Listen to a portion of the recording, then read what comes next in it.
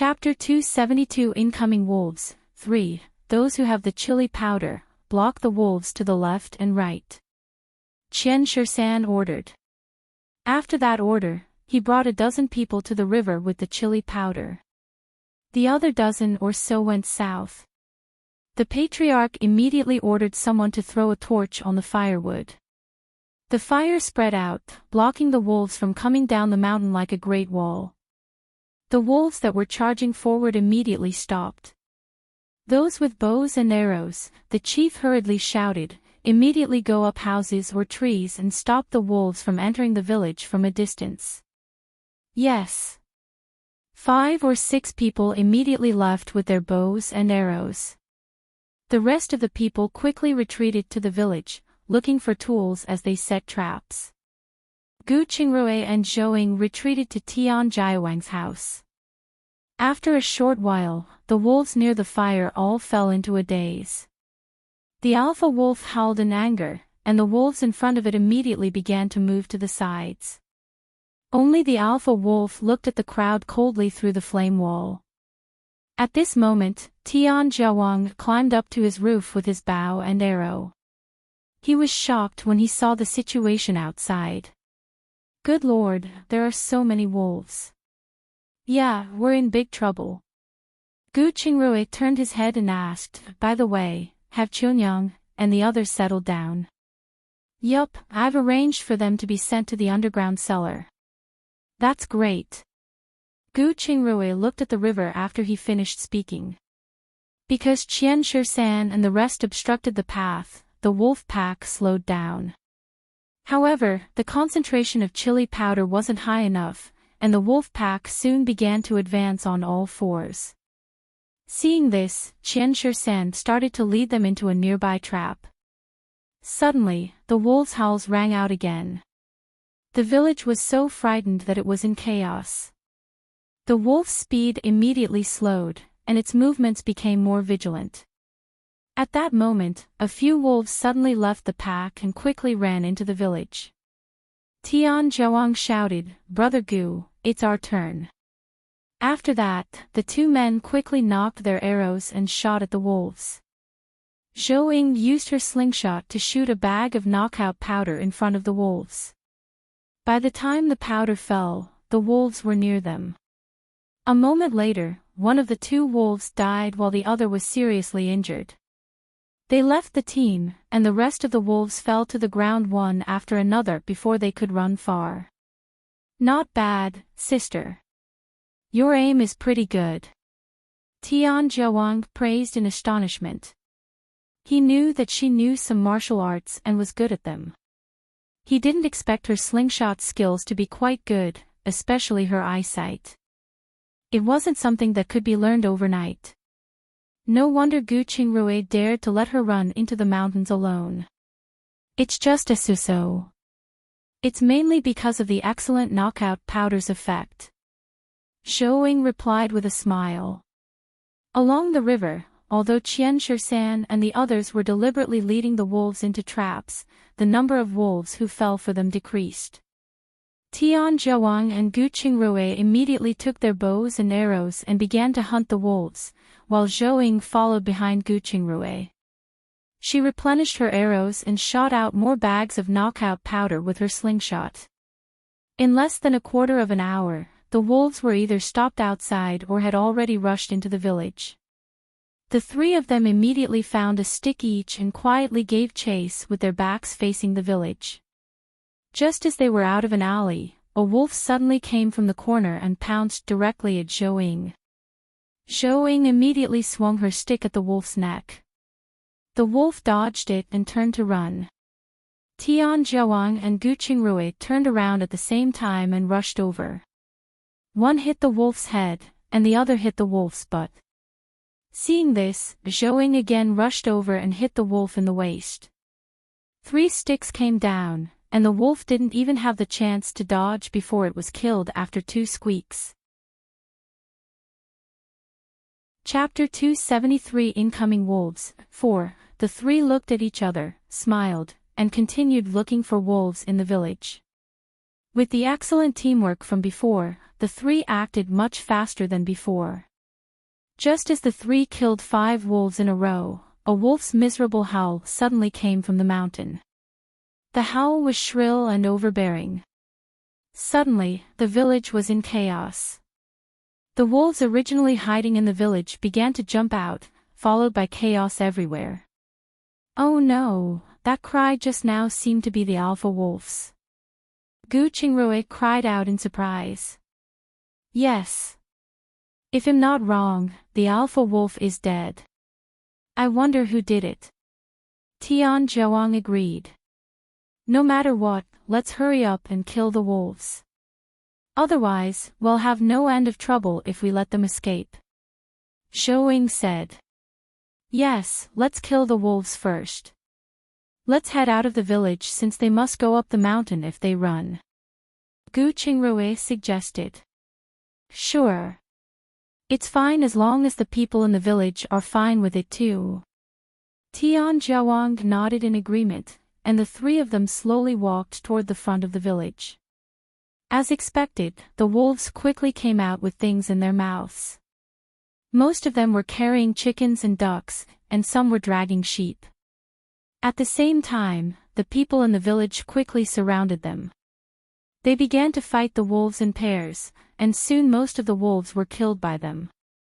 However, a few wolves still managed to get around their obstacle and run up the mountain. Just as the wolves were about to reach the foot of the mountain, dozens of arrows were shot from the top of the mountain, killing half of the remaining wolves in an instant. 3 more arrows were shot, and soon all the wolves fell dead.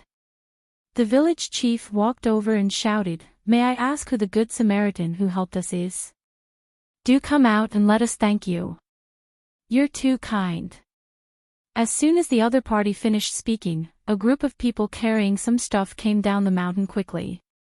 When they got closer, the village chief realized it was Manager Lu and his men. They carried more than 20 wolf corpses on their backs, including the alpha wolf, who was the largest. Oh, Manager Lu. I really have to thank you for this. Otherwise, our village would be in constant chaos in the future. The village chief hurriedly stepped forward and thanked him. It's what we should do. We were originally chasing after this pack of wolves. How are you guys? Are there any casualties? Manager Lu asked after returning his thanks. I really don't have the number yet. At this point, the village chief turned his head and said, "Everyone, take a look at each other. If you're injured, go to Dr. Gu for a check. The village will settle the bill." Are there any who died? He asked in a grave tone. Everyone looked at each other, but no one said anything because they were unsure if there were any casualties. The village chief heaved a sigh of relief when he saw this. This meant that, as far as they knew, no one died. He gave his next order, "Everyone has worked hard. Half of you will return to the village to check on each household situation. The other half, go collect the wolves' corpses. Remember to be careful since some might bite back when they're not completely dead. All of you, help collect the corpses too." Manager Lu said to the people behind him. In an instant, the large group of people split into 2 groups. One group scattered in all directions to collect the wolves' corpses, while the other group returned to the village with 5 injured among them. Grandpa Village Chief, Uncle, Gu Qingrui spoke up, "Come to my house and wait for a while. You all have children at home, so it's best not to disturb them." Yes, let's go to Dr. Gu's house. I'm thirsty after running around the whole night. I'll ask for a cup of tea from him. Manager Lu chimed in. The village chief hesitated for a moment before nodding and saying, "All right." They're still bandaging their wounds anyway and won't be able to sleep for a while. First, the village chief didn't have anything to entertain the guest with at home. Furthermore, by staying here, they could better find out about the casualties in the village. Chapter 274 Sharing the meat after returning home, Shouing made them a pot of tea. She also prepared them a plate of green bean cakes and steamed buns with mushrooms and chicken stuffing before she went to help Gooch Kangrui. Manager Lu stood up and washed his hands. Then, he picked up a bun and said, "The steamed buns look amazing. It seems like we're in for a treat. Stop talking and let's eat, it smells good." Seeing this, the village chief and patriarch couldn't wait any longer. They quickly went to wash their hands and started eating. After eating 2 buns, each the size of a child's fist, the 3 began chatting. At that time, the patriarch and the village chief also discovered that the wolves had attacked the Xiaha village 2 days ago. However, the wolves were blocked by more tear-inducing powder and arrows, which was why they attacked this village. They also learned that the wolves were targeting their village because the animals heard the sound of gongs and saw the bright lights. "I didn't expect even a wolf to know how to pick on a softer target," the village chief sighed when he heard this. You guys aren't pushovers. You all killed about 50 to 60 wolves." Manager Lu shook his head and smiled. "It was also because we discovered that wolves were on the mountain that we dug more traps. Otherwise, it would have been problematic tonight."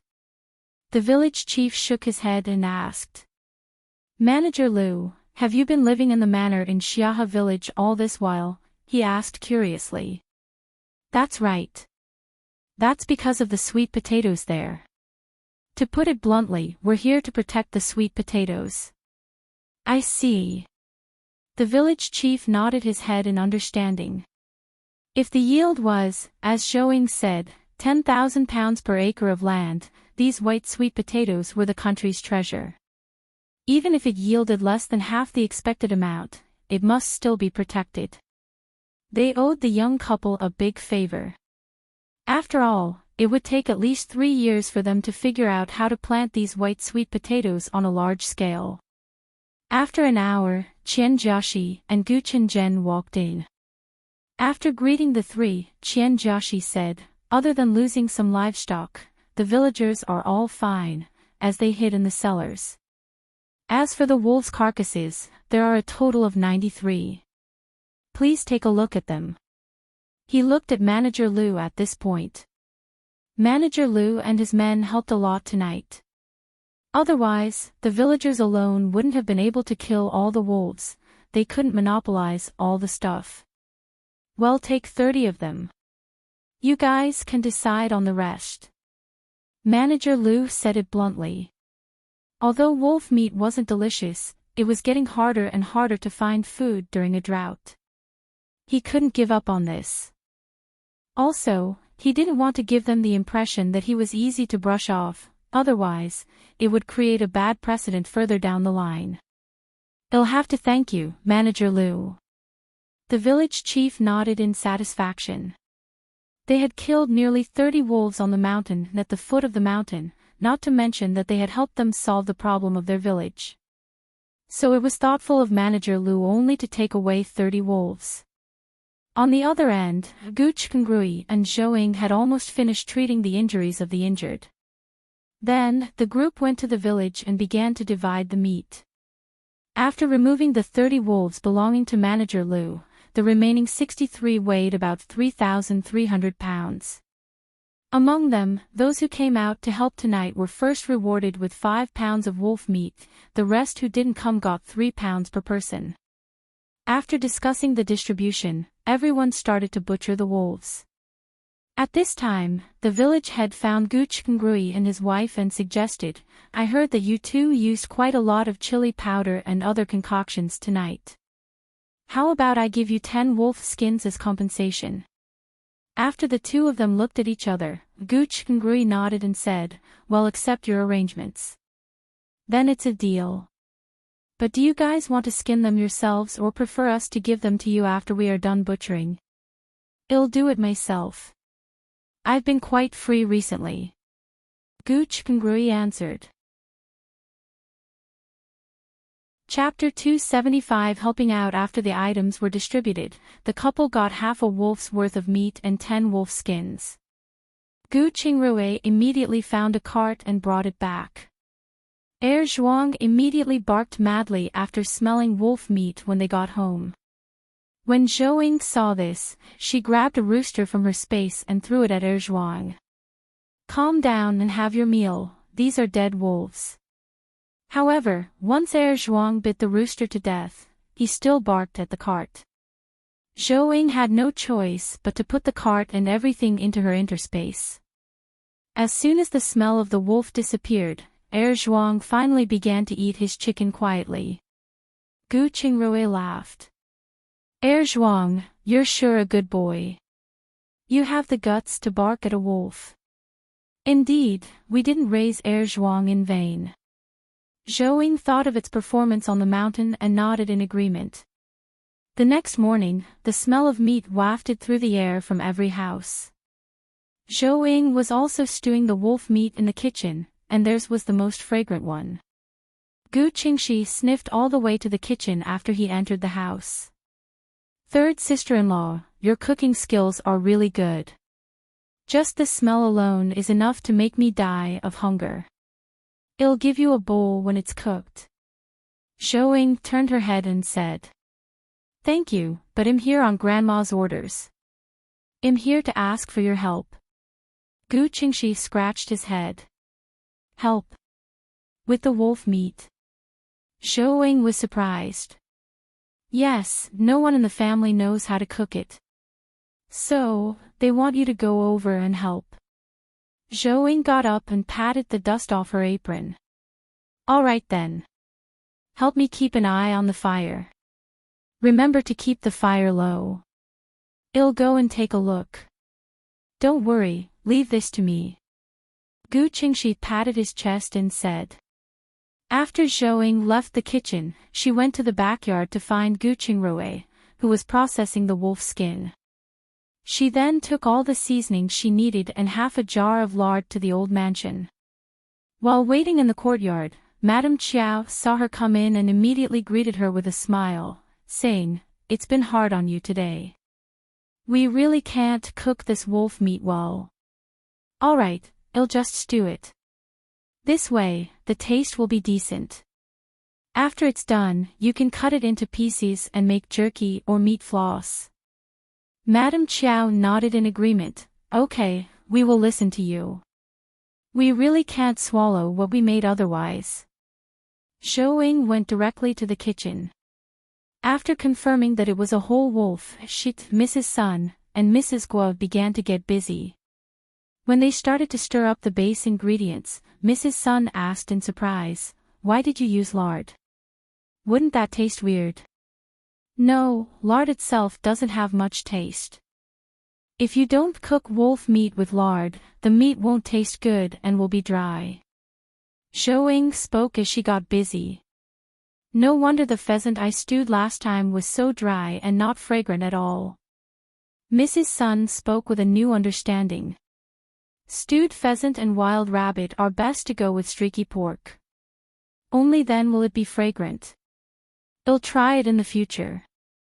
After Zhou stewed the meat in the pot, she said goodbye to Madame Qiao and went home. In the afternoon, Zhou mixed a plate of purple perilla leaf salad, fried a plate of sweet potato vines, and cut a large plate of wolf meat. She told Gu Qingxi to stay over for a meal. After lunch, the village suddenly became lively. There were sounds of arguments and quarrels. In the end, the quarrels were drowned out by more banter. After Zhou heard this, she walked out after wearing her shoes. She found a few groups of people fighting on the street. Some were making a scene, some were rolling around, and some were kneeling and begging for mercy. She was dazzled by the amount of stuff going on around the village. She walked over curiously. Sixth Aunt Gu, who had been watching the commotion in the crowd for a while, saw her and asked softly, What do you think? You've never seen such a lively scene before, have you?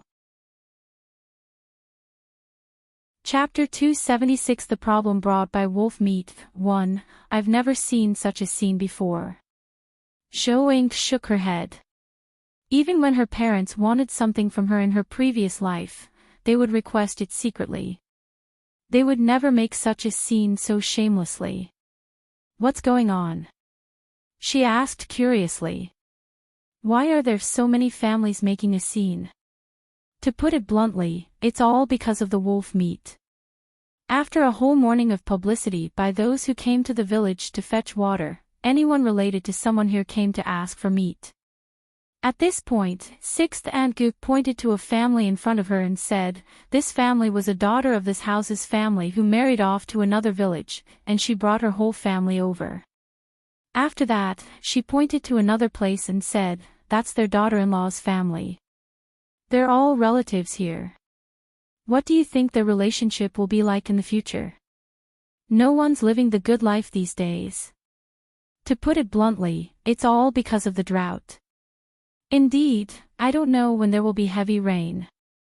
The heavens certainly want to take our poor lives. Sixth Aunt Gu expressed concern. The problem was that the little underground water they had couldn't solve the root of the problem.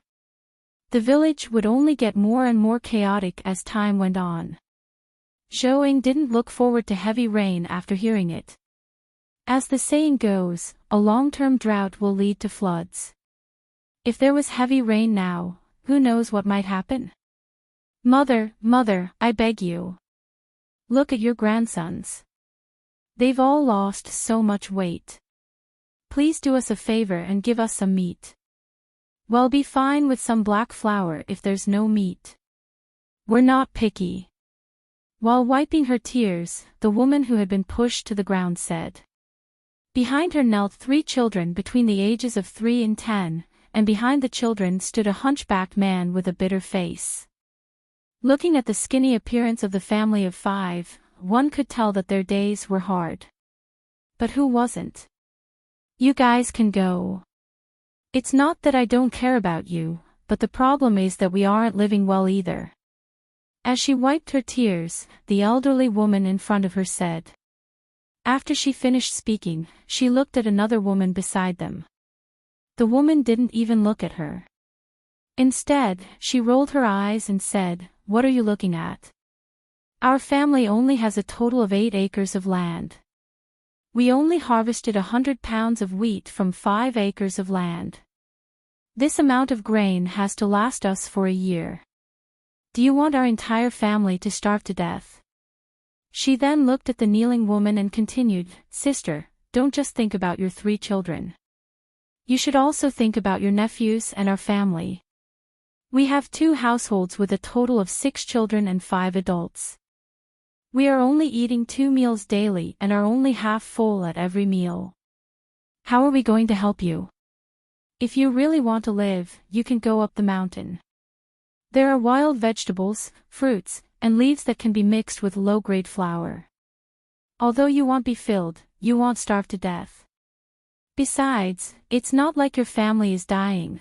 Who can you blame if you can't make ends meet on your own?" "Hey, how can you say that? There are wolves on the mountain." The old lady said so angrily. "The wolf pack has long been wiped out." The woman laughed and then looked at the kneeling woman. "It's up to you whether you want to go or not. In any case, you won't be taking any of the food or meat with you." After that, she went home. The old woman was also in a difficult position and looked at the people around her. However, not only did the onlookers not help, they also quickly dispersed. If it was before, they might have spoken up for her or given her some things. However, in the current situation, no one knew when the drought would be over, so no one wanted to be implicated. Seeing this, Zhou also immediately left. The old woman sighed and turned around to go home. Seeing this, the woman crawled to the ground and burst into tears. Chapter 277 The Problem Brought by Wolf Meat 2. When the 3 children saw this, they also burst into tears.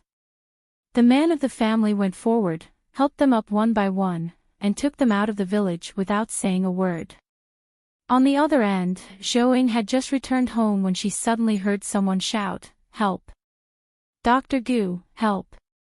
She was stunned for a brief moment and turned her head to look. She saw two young men carrying a bloodied man lying on a wooden board, running over quickly. Behind them was the staggering widow Hua.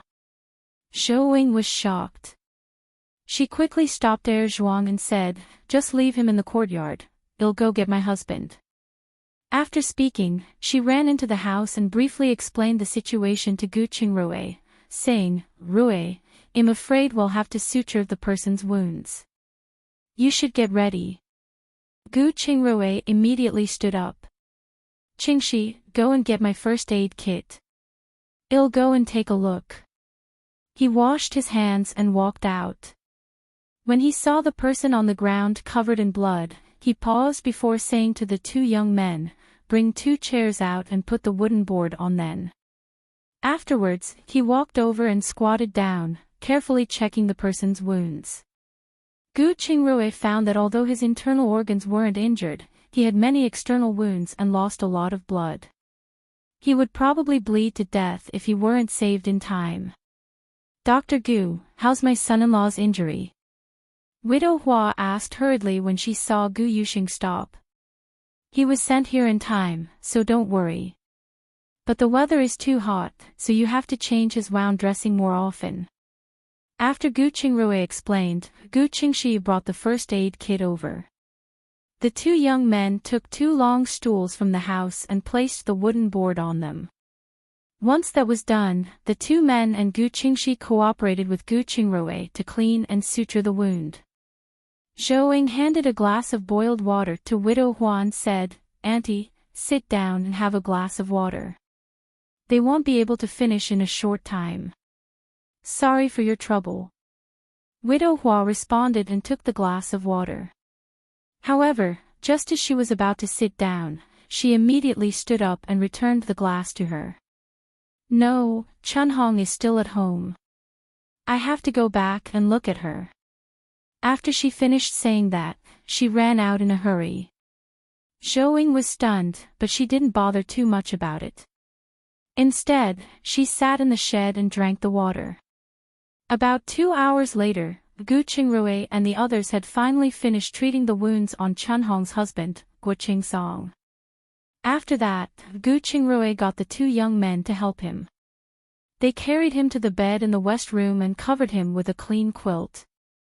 "His injuries are too serious. He should stay here and be observed. Go back and tell Auntie Hua to pay 5 taels of silver for the consultation and medical fees first, and the rest will either be refunded or added on." 5 taels. This much? One of them exclaimed. The medicine and anti-inflammatory drugs alone cost 3 taels of silver, and this doesn't include the medicine to replenish his blood later, nor my fee. Gu Qingrui explained patiently.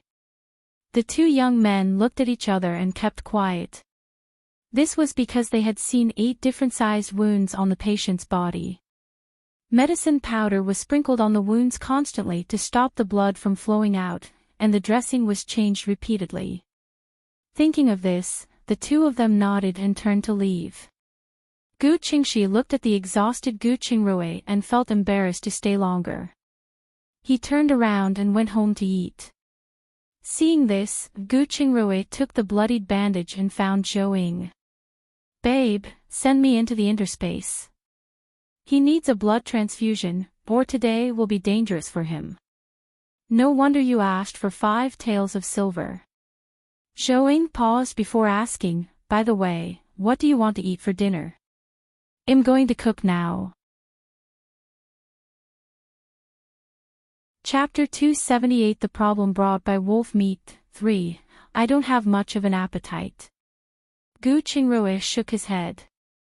He was covered in the smell of blood for half a day on this hot day. If it weren't for the fact that he was experienced, he would have vomited. How could he still have the mood to eat? "All right, then I'll see to it." Zhou sent him into her interspace. Gu Qingrui did a blood test, found out that the patient was the most common type B, and gave him 200 cubic centimeters of blood from the warehouse. After the blood transfusion, Gu Qingrui went into the interspace to shower and change his clothes. He then sat opposite the living room and poured himself a glass of water while observing Guo Song. On the other hand, Zhou went to the kitchen and pondered for a moment. She took 2 cucumbers, some cold noodles, and some sauced beef from her interspace. After that, she prepared half a bowl of cold noodles, mixed them with the sauced beef, and split them into 2 bowls. After the meal, the blood transfusion was finished. Gu Qingrui saw that Guo Song was starting to have a fever, so he had to mix an anti-inflammatory medicine with an antipyretic to give him an injection. Just as he was done, Widow Hua rushed over, sweating profusely. After entering the house, she handed Gu Qingrui 5 taels of silver and said, "Dr. Gu, how is my son-in-law now? He's starting to have a fever, but I've already given him medicine." Gu Qingrui took the silver and said. When Widow Hua heard this, she went straight to the west room. When she saw Guo Song's abnormally red face, she knew it was true. Tears immediately flowed down her face. "Auntie, anyone who gets injured will have a fever. He's fine, so you really don't have to worry." Gu Qingrui followed her in. "Then I'll leave him to you. Chunhong might give birth at any time. I really can't leave." Widow Hua sobbed. "All right, I'll try my best." But, Gu Qingrui nodded.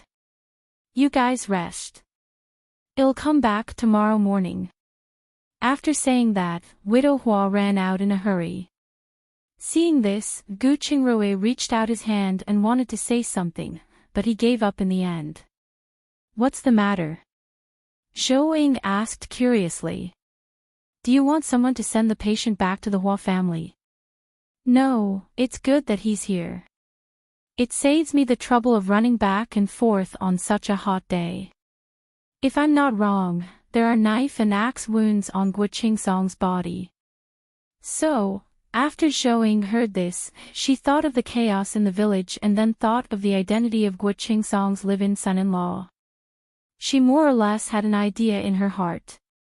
Sure enough, not long after, many women came to gossip. They also informed Zhou that Guo Song's parents and brothers in town had injured him. However, when they saw him fall, they immediately ran away. Chunhong's pregnancy had also been affected, and she was giving birth at home now. After a while, more people came to visit or get medicine. It also allowed Zhou to listen to various families' gossip, and she discovered the problem here. Their village was being targeted. On the other side, the village chief went to the patriarch's house and said, "Qingji, what do you think we should do about the village issue? I'm afraid it'll be more chaotic if this continues. Sigh, this is not easy to handle. Those who can come all have relatives here. We can't be too forceful." The patriarch replied. "That's true, but we can drive them away without using brute force. It's more troublesome to leave them here. They'll definitely cause more trouble when all these things happen in less than 3 days." The village chief expressed concern. Ever since their daughter's family returned, she and his daughter-in-law have been at odds with each other. His grandson was also dissatisfied with the rapid decline of the food at home. This conflict was getting ready to explode, and it would happen soon. "We can only do this for now. After that, we'll strengthen the patrols to prevent anyone from doing anything sneaky. Once we capture someone, we can use that as a pretense." Chapter 279 The Problem Brought by Wolf Meat 4, That's right, we'll talk about it after someone exposes themselves. The village chief hesitated for a moment before asking, "What do you think about arranging for them to stay outside the village?" To put it bluntly, they'll only ask for meat and water. After the patriarch heard this, he felt conflicted. If things continued this way, there would be more people coming in one after another, and the village's safety wouldn't be guaranteed. However, when he thought of his daughter and put himself in her shoes, he really couldn't harden his resolve. He could only say, "I think we should discuss this matter with the constable." Even if we want to place these outsiders out of the village, we have to discuss how to do it and how to manage them. Otherwise, if there's any trouble, I'm afraid we won't be able to keep our heads. That's true. Let's go find the constable and see what he has to say. The village chief spoke after thinking for a moment. All right, let's go then. The patriarch got up and went with the village chief to find Constable Tian. Early the following day, Zhou Ying and her husband had just finished their breakfast when Guo Qingsong finally woke up.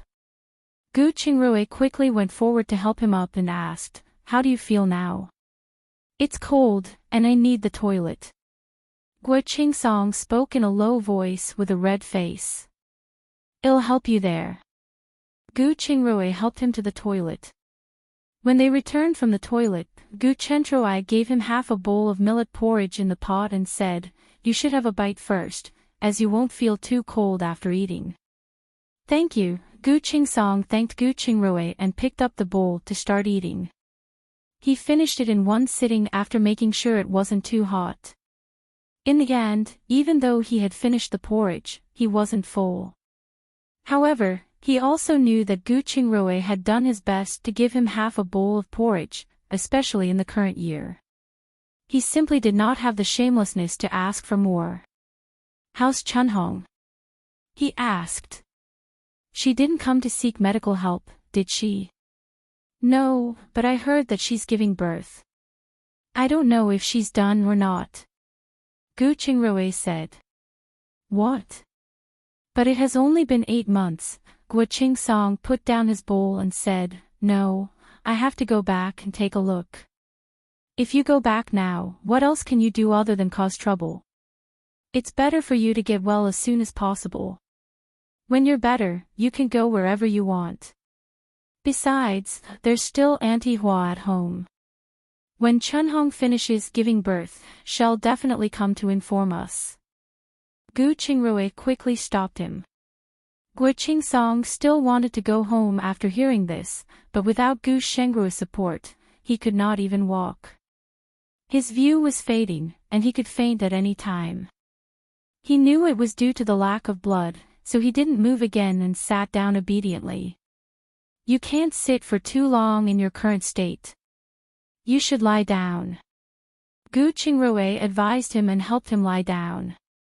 Then, he grabbed a packet of medicine and went to the kitchen to boil it. After a while, Widow Hua came over with a basket. Sitting under the firewood shed and drying beans, Zhou Ying saw this and greeted her. "Auntie, you're here. Brother Gua is already awake." "That's reassuring to hear. I'll go and take a look."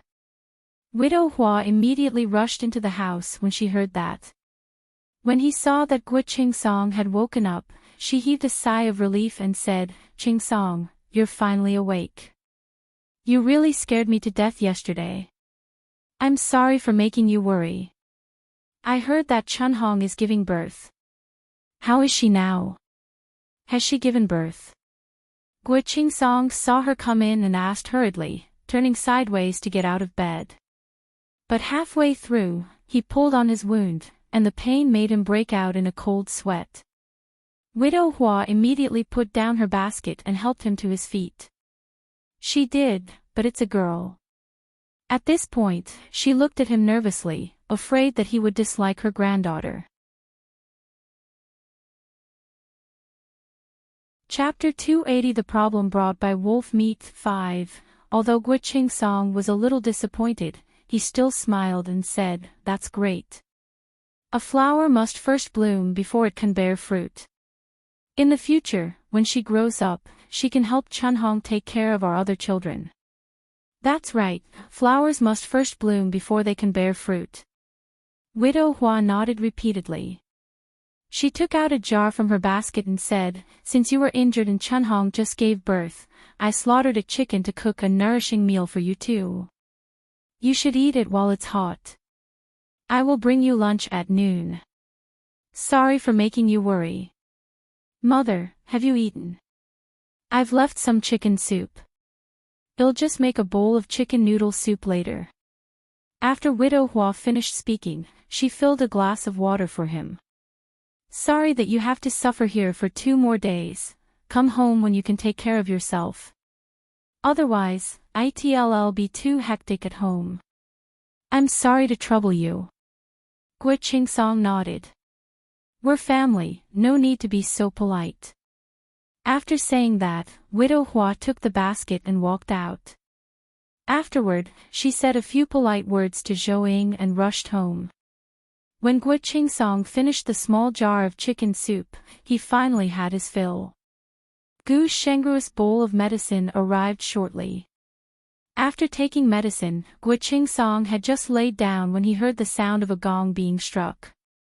He heard someone shouting, "Each family, send someone to discuss matters under the big locust tree at the village entrance." Gu Qingrui was startled for a moment.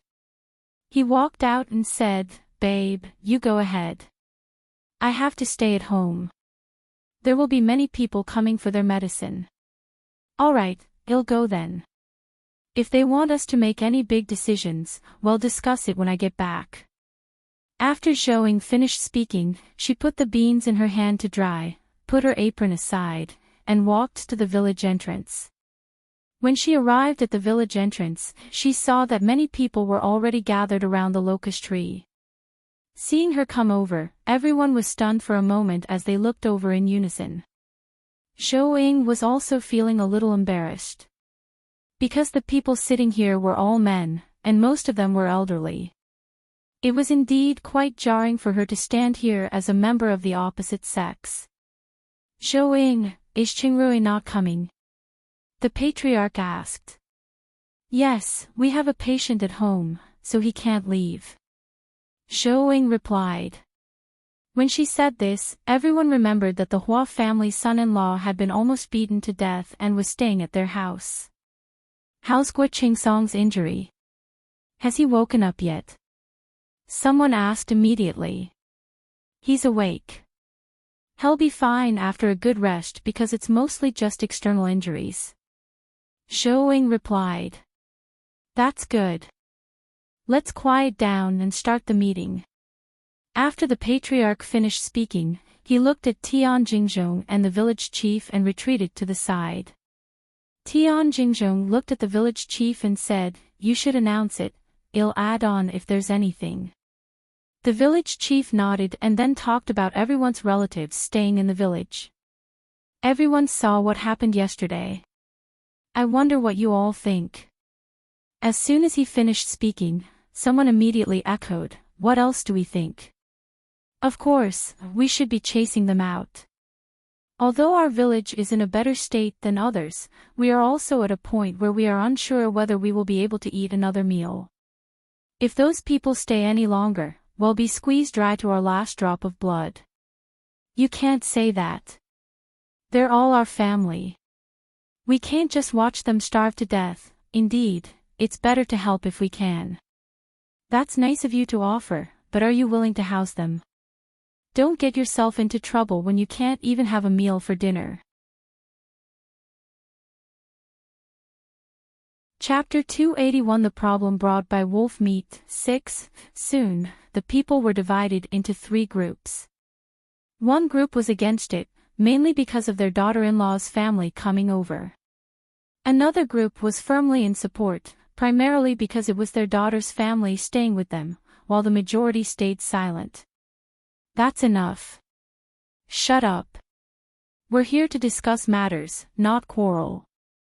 The village chief knocked on the gong and shouted. He continued after the crowd had quieted down. "Alright, those who agree to let their relatives stay in the village, raise your hand." After hearing this, everyone looked at each other for a moment. In the end, a few people raised their hands. "It seems like most people still don't agree," the village chief affirmed with a nod.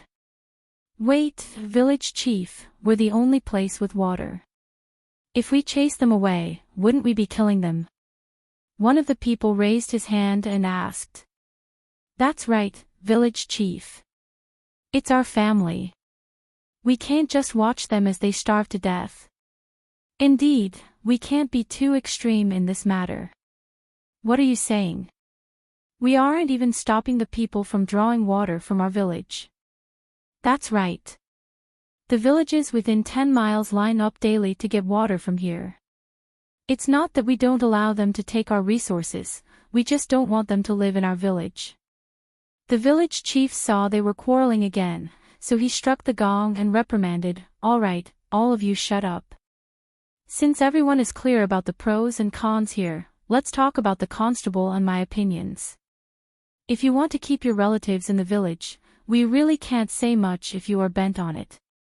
However, whoever stayed had to guarantee these 2 points. First, if the people who stayed behind ruined anything, you have to be responsible for the compensation.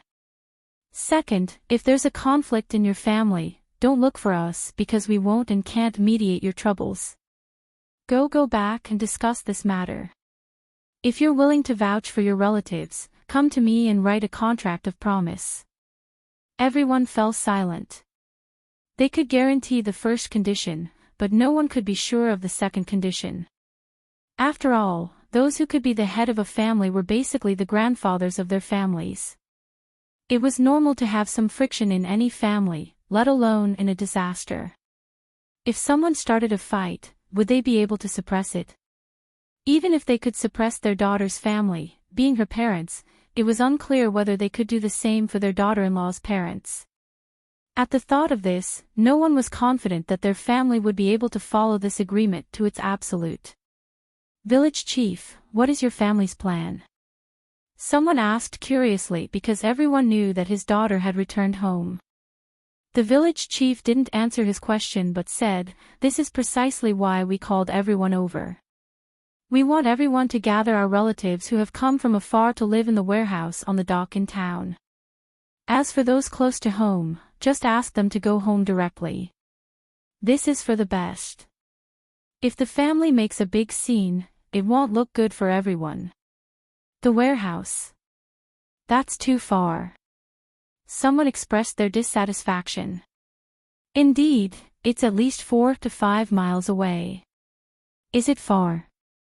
Don't the townspeople come here every day to get water? Tianjing stated this at the time. We're all born farmers, and we aren't asking them to water the land. Even a girl can carry 2 to 3 small buckets of water from 5 miles away daily. The village chief agreed. Why don't we let them build a shack outside the village? Someone asked. Yes, isn't it good to build a shack outside the village? A shack. The village chief asked in return, is a shack more comfortable and safer than a warehouse? Don't forget how close we are to a mountain. Disregarding all the different kinds of poisonous bugs, let's talk about the wolf pack from the night before. Would a shack stop a wild beast if another came down the mountain? If something really happens, who's going to be responsible? Chapter 282 The Problem Brought by Wolf Meat. 7. We have to be careful. Disasters are happening everywhere, and the mountain isn't particularly peaceful. Otherwise, there wouldn't be such a large pack of wolves coming down the mountain. Tianjing agreed. When everyone heard this, they immediately wilted. If they really thought about it, it wasn't impossible for something to happen. Does anyone else have any more objections? If not, go back and discuss it. Well, decide on the arrangement. You have to give me a reply in the afternoon. The village chief said. After the crowd discussed a little more, they all turned around and went home. Just as Zhou was about to leave, the village chief shouted, Zhou, wait a moment. He politely said a few words to Tianjing, sent him away, and walked to Zhou. Grandpa Qian, what's the matter? Zhou went straight to the point. I remember that Qian Zhuang was working for you. Do you know where he is now? I have something to discuss with him. Qian Zhuang. He's in the manor with Manager Lu and the others to protect the white potatoes. I'll go and call him over now. I'll go with you. I'll go too. The patriarch said. He knew very well that the village chief would ask Qian Zhuang to lend his daughter a house to live in. It just so happened that Gu Urjiang's house was also empty. If someone in their clan could borrow it, he could settle 1 or 2 households in the village. Let's go and come back early. The weather should be getting hot soon. Zhou responded, and then the 3 rushed directly to the manor. Finally, in the white potato field, they found Qian Zhuang and the others, who were rummaging through the white potato vines. Zhou called them over and said, "The village chief and the patriarch are looking for you too." After speaking, she bade the village chief and the patriarch farewell, walking toward the white potato field. The 2 of them wiped the sweat off their foreheads and asked, "Third Grandpa, village chief, Uncle Gu, first uncle, what are you looking for us for?" "There's something we want to discuss with you too. I didn't expect you guys to work so hard. How is it? Have you saved enough money to marry? If you have enough, we'll be your matchmaker." With a smile, the village chief said. The 2 of them immediately blushed and scratched their heads.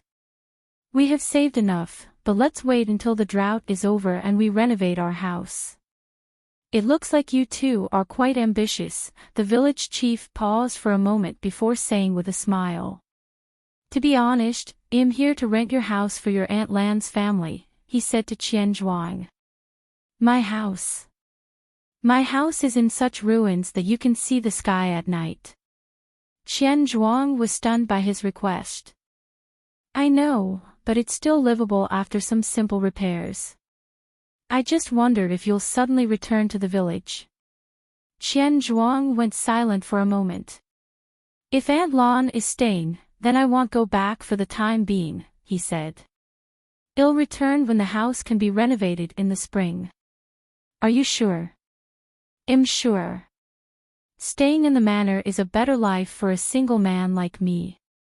At least there's someone to talk to at night, and there are always ready-made meals to eat."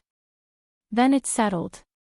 "How about I rent the house for 1 tael of silver every 6 months?" "No need. You've been taking care of me all these years.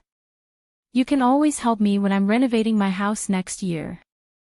"Alright, then leave the house repairs to me. I'll find you a beautiful wife in the future." With a smile, the village chief said. "I'll be waiting." Qian Zhuang smiled and nodded. After hearing what they said, Gu Urjiang looked at the patriarch and asked, "Uncle, you're also here for the house?" "Yes," the patriarch nodded and told him about the situation in the village. "Don't worry. We'll vet those who rent your house. We won't let anyone with bad character stay in the village." The patriarch paused for a moment before continuing, "Of course, it's also possible that no one would rent it." Chapter 283 The Problem Brought by Wolf Meat 8. Gu Urjiang nodded and replied, "Uncle, you can see the arrangements. In any case, there's nothing valuable at home. But HL make this clear, after the drought is over, they have to move out as soon as possible. Alright, do your best here, and I'll ask your aunt to find you a good wife." The patriarch patted Gu Urjiang's shoulder.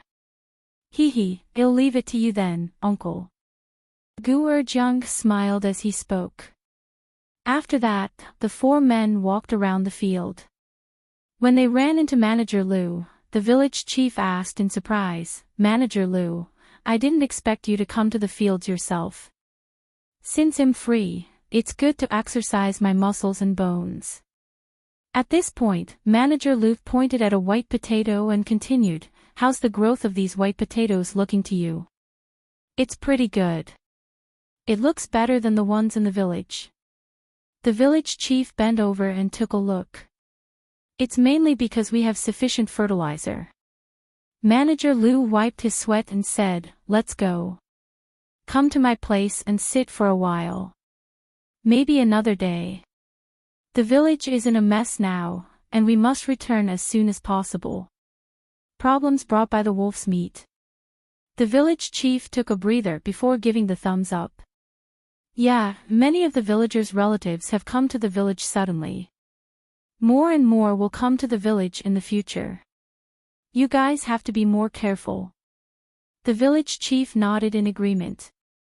You go on ahead, I'll come to find you for a few drinks when we are free. Zhou also came back after checking out the fields. After exchanging a few polite greetings, the three of them hurried back to the village. After returning, they found that the streets were full of people. Children were crying, and the adults were making a scene, making the place even more lively than fireworks during the New Year. All right, let's go hide at Constable Tion's place. The village chief quickly turned around and said. Indeed, this isn't our problem. The patriarch immediately followed and said. Seeing this, Zhou shook her head and smiled, then walked home. When she entered her home, she saw Guzi playing catch with her two children in the yard. She was stunned for a moment and asked, Big sister, why are you staying outside? Isn't there a man outside in the house? We can play in the yard. Guzi turned her head and said. All right, do take a rest while I go get you some water. After Zhou finished speaking, she went back into the house.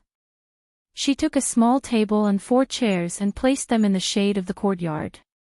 She then went to the kitchen, made them a pot of chrysanthemum tea, took out a plate of biscuits, and placed them on the table.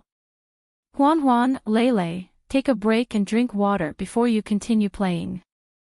Auntie, we're coming, Huan replied.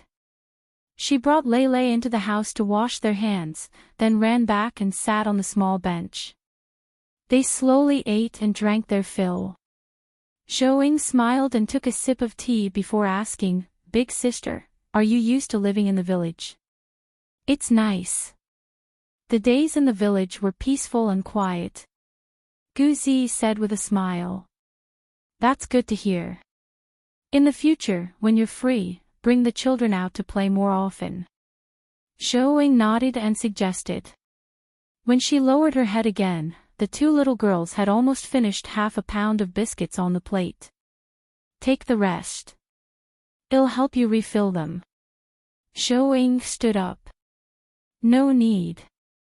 They've already eaten a lot. Guzi spoke quickly. After that, she even glared at her 2 daughters, angry that they didn't know how to be more reserved when it's someone else's house. It was as if she had starved them. Mom, it's delicious. Lele frowned and carefully replied. After she finished, she handed her mom a biscuit. You too, it's fine. How much can the 2 children eat? I'll be back soon. After Zhou comforted her, she turned around and went to the warehouse. This time, she brought a plate full of small biscuits. She even packed them with 6 pieces of mung bean cake. Chapter 283 The Problem Brought by Wolf Meat. 9. The 2 little children immediately started eating excitedly.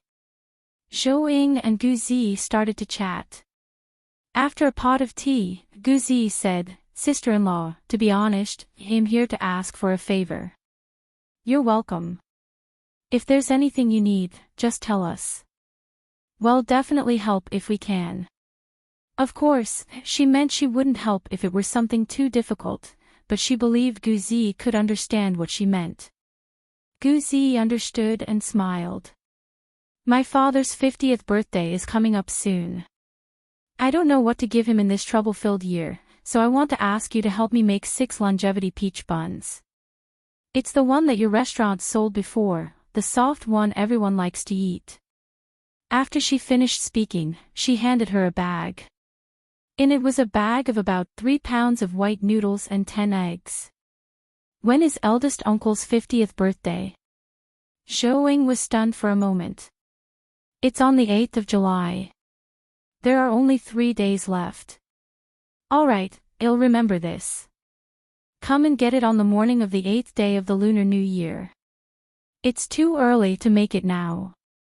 Also, 6 longevity peach buns don't require this much flour, Zhou said, pointing to the bag of flour. Half of these are enough. The rest can be made into a cake. All right, I know what to do. The two of them chatted for a while before Guzi brought her two daughters home. Zhou added another pot of hot water to her tea and sat in the courtyard. After sending off the last patient, Gu Qingrui sat down and asked, "What was Big Sister here for this time?" She said it's the patriarch's birthday in 3 days, and she came to ask me to help make a few buns. Zhou pointed to the bag at the side and poured him a glass of water. "You've been busy the whole morning. Have a glass of water." "All right." Gu Qingrui nodded and took a sip. "By the way, I heard that the meeting today is to drive out all the other relatives of the villagers from the village, right?" "Something like that, but they said that since they've come from afar, they can stay in the warehouse at the dock. That way, those people don't have to worry about the lack of water. No wonder it's so lively outside, they all want to take advantage of us. To put it bluntly, they're poor. There aren't many villages that have a harvest this year. Most people rely on eating grass to survive. I mean, look at how many people went up the mountains after the wolf pack was exterminated," Gu Qingrui added. "Do you think we should take out some rations for them?" Zhou asked in a low voice. Gu Qingrui hesitated for a moment before shaking his head. "It's not a good idea.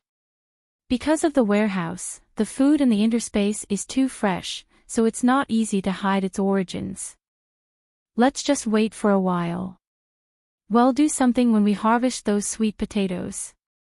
"Okay, I've also seen people fight to the death for a little bit of food, while we're guarding a treasure vault and watching helplessly. It just doesn't feel good. If I didn't know better, I would have thought I had been a great philanthropist for 10 lifetimes. Otherwise, I wouldn't have met you." Just as Gu Qingrui finished speaking, a dark and thin girl around 14 or 15 years old suddenly rushed in and said, "Dr. Gu, Manager Zhou, please." Before she could finish her sentence, Zhuang suddenly pounced on her. Zhuang! Zhou called out. However, Zhuang still pounced on her. However, he didn't hurt her and quickly left. Zhou saw this and quickly went forward to help the girl up. "Girl, who are you? Do we know you?" The lady was stunned for a moment. "I am Zhang Qingqing, the eldest daughter of Zhang Deshang. Manager Zhou, please buy me and give me a way out. Otherwise, it'll be sold to a retard."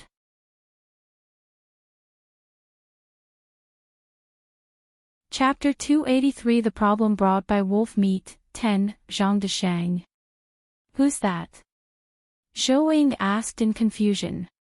Gu Qingrui found the name familiar, but he could not recall where he had heard it. Zhang Qingqing looked at the two's reactions and felt both angry and wronged. She immediately shouted, you two are too heartless. My father died for your family, and you've already forgotten his name. What nonsense are you talking about? I don't remember anyone dying for us." Zhou replied in an unpleasant tone. Gu Qingrui thought of something. He stood up and asked, "Is your father Zhang Deshang, the one who died at the hands of the Qiao family on a ship in the winter 2 years ago? At least you guys have some conscience." Zhang Qingqing heaved a sigh of relief. She looked at Zhou and said, "I know your restaurant's business is good. Please save me and buy me, I'll be your slave. Otherwise, you'll be sent down a dead-end road." As soon as she finished speaking, someone immediately chased her over. Seeing the situation in the courtyard, the leading woman went forward and pulled Zhang Qingqing up. "You bitch, how dare you to run? How dare you rebel against me? Let me go, let me go." Zhang Qingqing saw the woman and immediately shouted in fear. However, she was just a young girl who couldn't escape the woman's grip. In the end, she bit the back of the woman's hand. The woman screamed and let go of her hand, while Zhang Qingqing immediately hid behind Zhou. This gave Zhou a headache. At that moment, a white-haired man walked in and said, "Dr. Gu, Manager Zhou, sorry to have caused you trouble. Sorry for bothering you. I'll take her back now. No, I'm not going back. Grandpa, please don't sell me to my aunt's family in exchange for food. Zhang Qingqing immediately shouted. Zhou Ying was also stunned when she heard that. She turned her head and asked, It's not your parents who want to sell you? No, my mother and brother didn't agree to sell me. They've already locked them up. Shut up. You're not in a position to speak. Zhang Laosan looked at Zhang Qingqing and scolded her. Manager Zhou, I'm sorry for the trouble, he said to Zhou Ying. After he finished speaking, he walked past her and was about to grab Zhang Qingqing. Gu Qingrui grabbed his arm and spoke up, As far as I know, when selling someone in the Ming dynasty, one must have their parents' signatures. What you're doing is against the law. Zhang Laosan was stunned for a moment and replied with a stiff face, Her father is gone. As her grandfather, I've raised her for so many years. How can I not have the right to do that? But she still has a mother. Gu Qingrui stared at him firmly. You? Zhang Laosan was so angry that he wanted to raise his hand and beat him up, but he didn't dare to offend Gu Qingrui. Otherwise, if he had a headache or fever in the future, he wouldn't even have a place to get medicine. However, the woman who had captured Zhang Qingqing before, Aunt Zhang, didn't have the same concerns.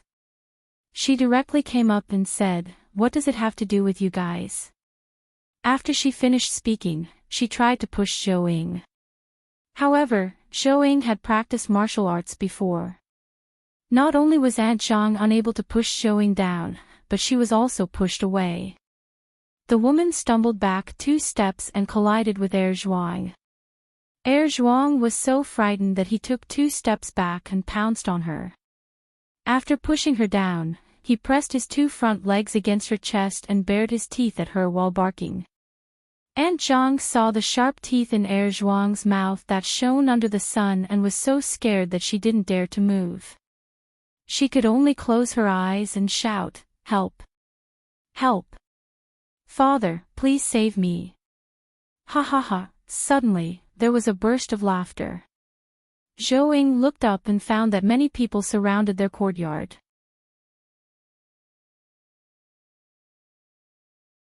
Chapter 283 The Problem Brought by Wolf Meat. 11. Zhang Laosan hurriedly said to Gu Qingrui, Dr. Gu, quickly make your dog let her go. Don't. I think it's good like this. It's much quieter. Gu Qingrui smiled as he spoke. Fellow villagers outside the door, please help me find the village chief. All right, I'll go immediately. A young man responded and immediately ran away.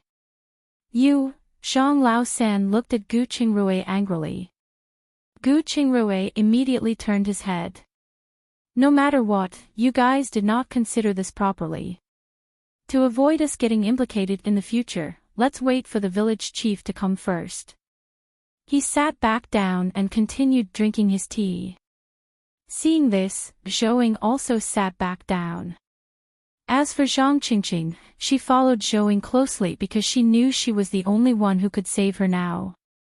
When Zhang Laosan saw this, he immediately stepped forward and wanted to kick Zhuang away. Zhuang barked when he saw this and immediately lowered his head to bite Aunt Zhang's shoulder. Don't you dare, Zhang Laosan said quickly, taking 2 steps back. Zhuang turned around and stared at him. Then, he looked at Gu Qingrui and his wife, who were drinking water at the side. He whimpered twice and then climbed directly onto Aunt Zhang's body. It was fine if she didn't move, but once she moved or Zhang Laosan moved, Zhuang would immediately stand up and open his maw to try biting them. The father and daughter were so scared that neither of them dared to move. Dr. Gus' dog is quite smart, the people outside commented. Those who don't know any better might mistake him for a human. Not only is he smart, but he sure looks strong. Look at his fur, it's so smooth. I wonder how they raise him. Needless to say, he definitely had good meals. Zhang Laosan has gone too far. Is he really selling his granddaughter to help his daughter's family? Isn't he helping an outsider? This is fate. Uncle Desheng wasn't well liked when he was alive. Zhang Laosan's daughter was also born late. She was doted on when she wasn't married and has been doted on since then. As the saying goes, the in-law family is like a dog that leaves after eating. No matter how good you are to them, they'll be an ungrateful wolf sooner or later. You'll see who will care about Zhang Laosan when he's old. Who will? Wouldn't his daughter or grandson care for him? What are you saying? How would an outsider care for an old man with no money or power? Who can say for sure? When Zhang Laosan heard the people outside teasing him, he was instantly furious. He walked directly to the door and said, "If you guys have nothing better to do, then scram. Our family's matters are none of your business." You're saying it as if we want to care. Even if you're paralyzed and lying on the ground, we won't bother saving you. That's right. I'm afraid that when you're really lying in bed in the future, your children and grandchildren won't care about you. Miserable. You guys shut up. Zhang Laosan clenched his fist and roared. What? Are you afraid of people talking about you? You've already lost all your dignity. Motherfucker, you're full of shit. I'm going to teach you a lesson today. Zhang Laosan cursed out loud and quickly punched the other party in the face. The young man's face darkened. He grabbed his arm and said, "You old fart, do you really think I won't dare return the punch? All of you, stop. Do you all have nothing better to do?" As he walked over angrily, the village chief shouted. There were many people following behind to watch the fun. "Village chief, you're finally here. This Zhang Laosan is really a piece of trash." Back then, Uncle Desheng was such a good man. He raised their entire family by himself and even left them 60 taels of silver after his death. But what about them? They not only buried him in a cheap coffin, but they also wanted to sell his daughter to a retard. Isn't this a sin? The young man said it with righteous indignation.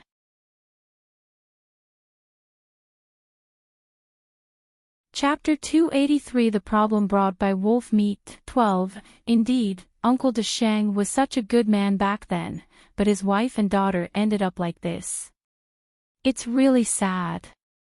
Alright, you guys move aside first, I'll go in and take a look. After the village chief finished speaking, he pushed them away and ignored Zhang Laosan as he entered the courtyard. He saw Zhuang climbing onto Aunt Zhang's body like a tiger. He was shocked as he exclaimed, "Whoa, what's going on here?" "Qingrui, hurry up and get Zhuang up," he said to Gu Qingrui. "Isn't this for peace and quiet?" Gu Qingrui stood up and patted Zhuang's head. "Good job. It'll make you something good tonight." "Woof, woof." Zhuang immediately stood up and barked happily, then wagged his tail around him. Aunt Zhang crawled up, but her legs were as soft as noodles. She just stood up before sitting back down again.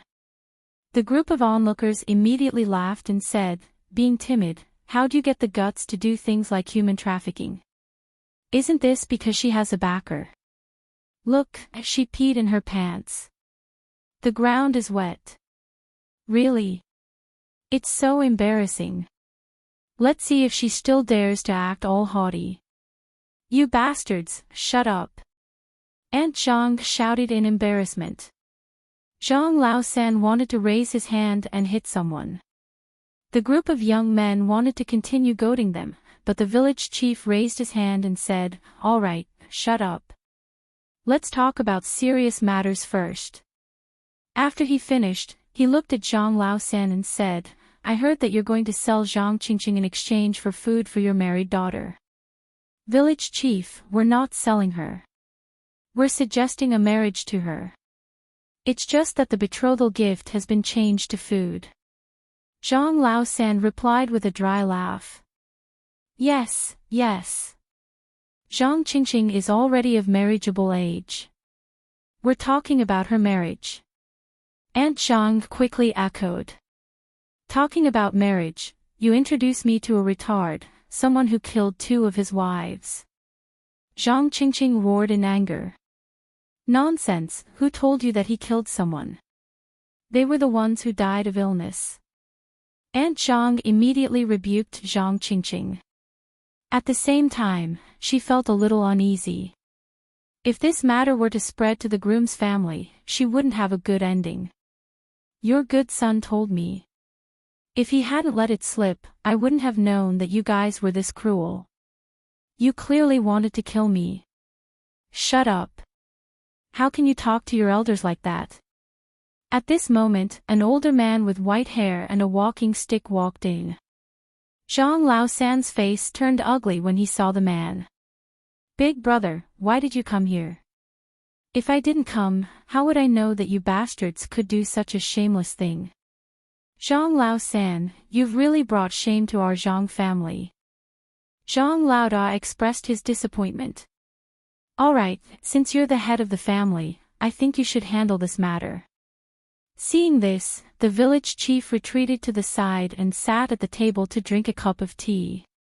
Zhang Laoda's mouth twitched when he saw this, but he didn't refute it.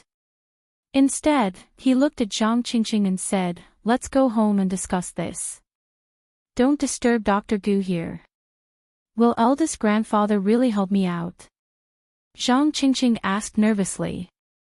Of course. If he dares to mess around, it'll break his legs. After Zhang Laoda finished, he glanced at Zhang Laosan and turned around to leave. Seeing this, Zhang Qingqing immediately followed him and helped Zhang Laoda out of the house. When Zhang Laosan and his daughter saw this, they looked at each other and followed. At that moment, the village chief stood up. Alright, you're all dismissed. Go and busy yourselves with your stuff.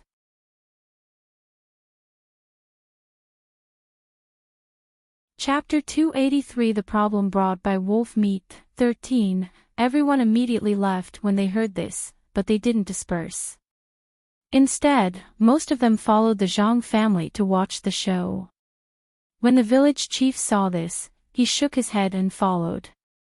Zhang Laosan was a hooligan, and the village chief was afraid that he would do something even more shameless. It didn't take long for the news to spread in the village.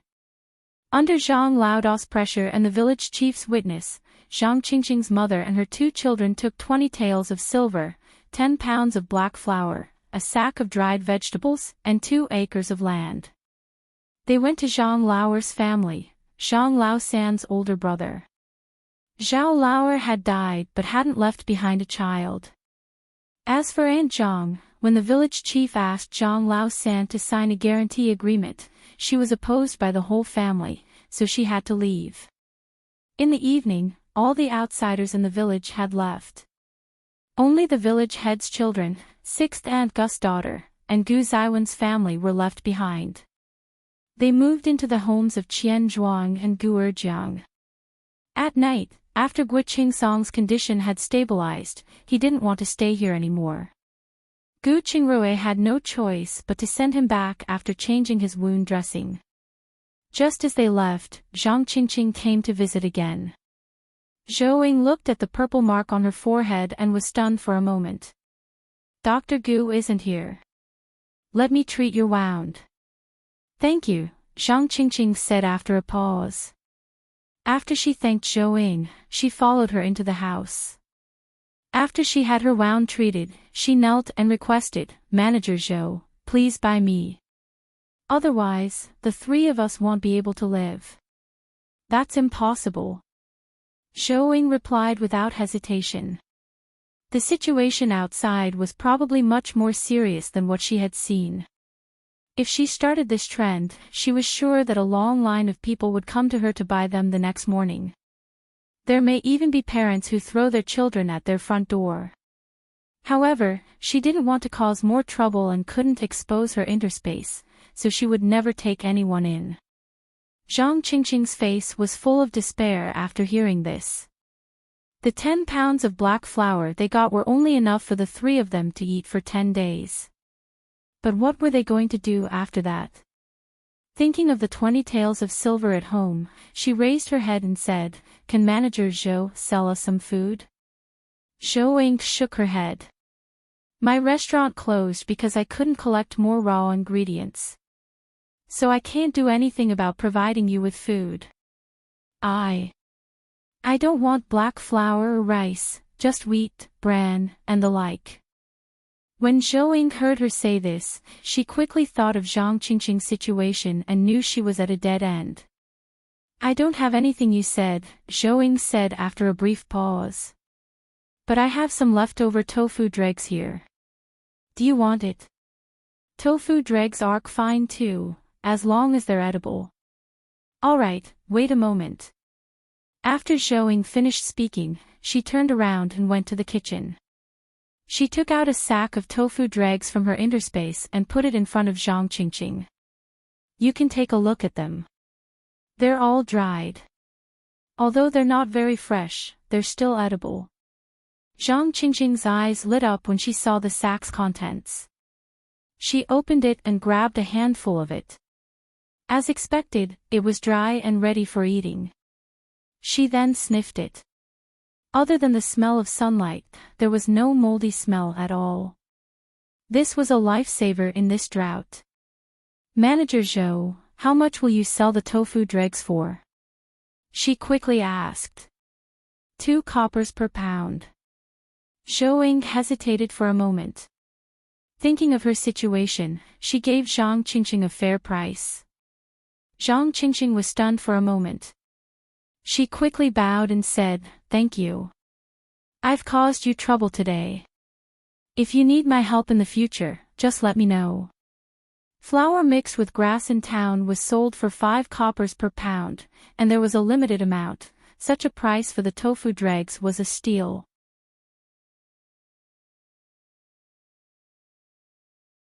Chapter 289 The Arrival of the Refugees. You're welcome. I can only help you this much. You'll have to rely on yourself in the future. Only when you can stand on your own will your lives be better. I understand. Thank you. Zhang Qingqing nodded. How many do you have left? She asked. This is what was left from before, there's no more. Zhou Ying paused for a moment, and her eyes turned cold. Oh. Zhang Qingqing didn't notice the change in her tone and only responded disappointedly. Only then did Zhou Ying's expression improve. The 2 of them weighed it and found that the tofu dregs weighed about 80 pounds. After Zhou Ying helped her carry it back, she received the money for the tofu dregs and medicine before returning home. On the surface, the village was peaceful again, but more people came to steal things at night. Fortunately, due to the appearance of the wolves, the patrol team didn't withdraw, and they also added an additional unit to patrol the village. Because of the traps, the thieves returned empty-handed. In the blink of an eye, it was the 8th day of the Lunar New Year. Zhou Ying steamed the longevity peach buns and cake for Guzi early in the morning and also a tray of milk-flavored black buns. When Guzi arrived, Zhou Ying gave her the birthday cake, peach buns, and 50 tiny steamed buns. These small steamed buns are a little token of my appreciation. Please pass them on to Uncle. I wish him a long and healthy life. Guzi was stunned for a moment. She didn't expect Zhou Ying to prepare a birthday gift for her father, and she couldn't reject it. Accepting it for free was also inappropriate, so she could only say, "You guys should come over and have some fun." "No, it's alright, as it's been tough on everyone these days. As long as eldest uncle doesn't mind my gift, it's fine." "How can that be? Not many people are willing to steam black buns nowadays. It's good that you don't mind. You should hurry back." Guzi saw her firm attitude and didn't say anything more. She left after exchanging a few polite words. However, at noon, Mrs. Wang personally delivered a longevity peach bun and a bowl of chicken mushroom stew to her. The next day, Gu Qingrui continued to visit his clinic while Zhouing brought Zhuang up the mountains once again. When they reached the mountain, they were shocked by what greeted them. Not to mention the wild vegetables, even the tree bark and leaves were almost all gone. They couldn't even find a single piece of firewood. As they walked further up, they saw groups of people busy on the mountain. People were living in the Mother God Temple, and many of them were there. Seeing this, Zhouing didn't dare go up the mountains any further. After coming down from the mountains, she found the patriarch and asked, "Uncle, do you know who those people on that mountain are? Most of them are refugees from the northern part of our county. I heard there are not even grass-made noodles for sale there now, so they went up the mountains to look for food." The patriarch sighed, but if they continue to do this, if it rains heavily, there might be landslides and mudslides. Our village will be in danger then. The patriarch was stunned for a moment and answered with a bitter smile, "What can we do? We don't have any food to give them. Even Constable Tian can't do anything about it. As long as they don't peel off the bark of the tree trunks and leave the crown intact, it will be fine. It's the same as giving the tree a makeover, such as trimming the leaves." The patriarch's eyes lit up. That's right, as long as the tree stayed safe, it was okay if those refugees took the small branches. As for the leaves, there was no need to care. At the thought of this, he immediately stood up. "I know what to do. The mountain is not peaceful now. You must not go up the mountain again." After he finished speaking, he ran out in a hurry.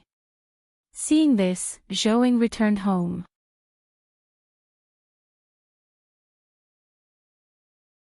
Chapter 290. A passing storm. On the other side, many refugees had appeared in the mountains near the manor. However, for the safety of the white potatoes, cattle, and sheep in the manor, Manager Lu transferred another group of people over to protect it. In the afternoon, Tian Jingzhong took a team of soldiers with knives, axes, and saws up the mountain. According to Zhou Ying's opinion, he asked the refugees to act according to the law, or they would be executed. With the soldiers' forceful intervention, the refugees obediently listened, even if they had complaints. Half a month later, the outer area of the mountains had significantly changed. No matter how tall the trees were, they had all been trimmed until only the treetops were left. Overall, the mountain looked bald. Zhouing also took the opportunity to spend money on a batch of firewood and save it in the courtyard. She used the larger branches to build a firewood shed in the backyard. One day, Zhouing had just finished watering the sweet potato field when a gust of wind suddenly blew. Dark clouds were quickly passing over from the northeast to the southwest. In an instant, dust and sand flew all over the sky, and the sky went dark. The villagers were all overjoyed at the sight of it. This was because the village's elderly firmly believed this was the wind before the rain. Sure enough, after about 15 minutes, raindrops the size of peanuts fell. When it hit their bodies, they could feel the pain. Those raindrops that hit the windows each created a hole. But the village was full of joy, even mixed with happy cries. However, the rain soon passed. The rain did nothing but wet the ground slightly and couldn't even form a small stream. In an instant, the village was filled with miserable cries. "It seems we won't be able to get through this drought for a while," Zhouing sighed. She looked down and saw that her clothes were covered with yellow dust. She touched her face and felt the sand and dust on it. Zhouing had no choice but to close the door and take a shower in her interspace. Following that, the villagers became even more depressed and focused on serving the only food available, white sweet potatoes.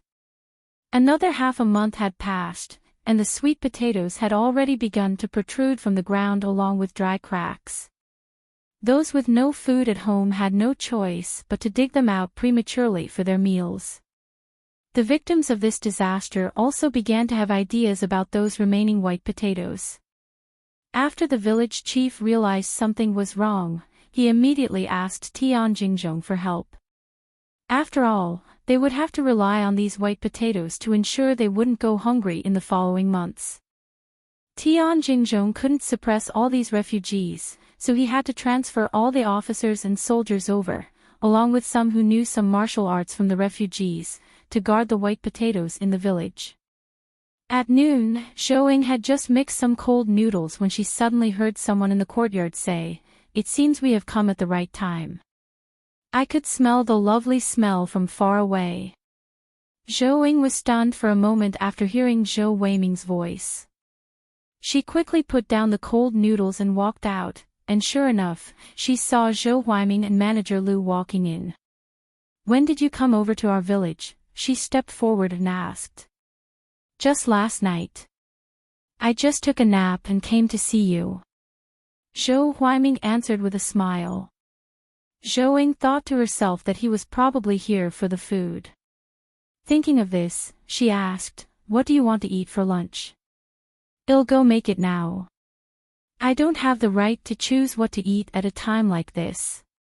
Do as you see fit. It's fine as long as you can satisfy our hunger.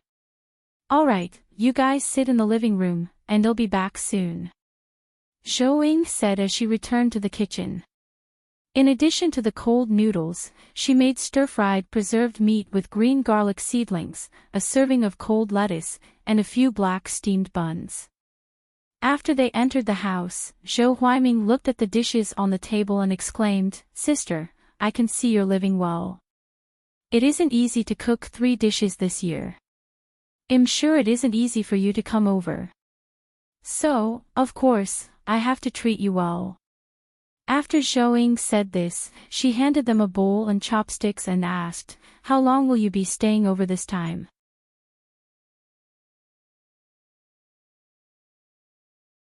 Chapter 291 The Flood. I'm here this time mainly for the white sweet potatoes in the manor. So, I'll leave only when the white sweet potatoes are ripe.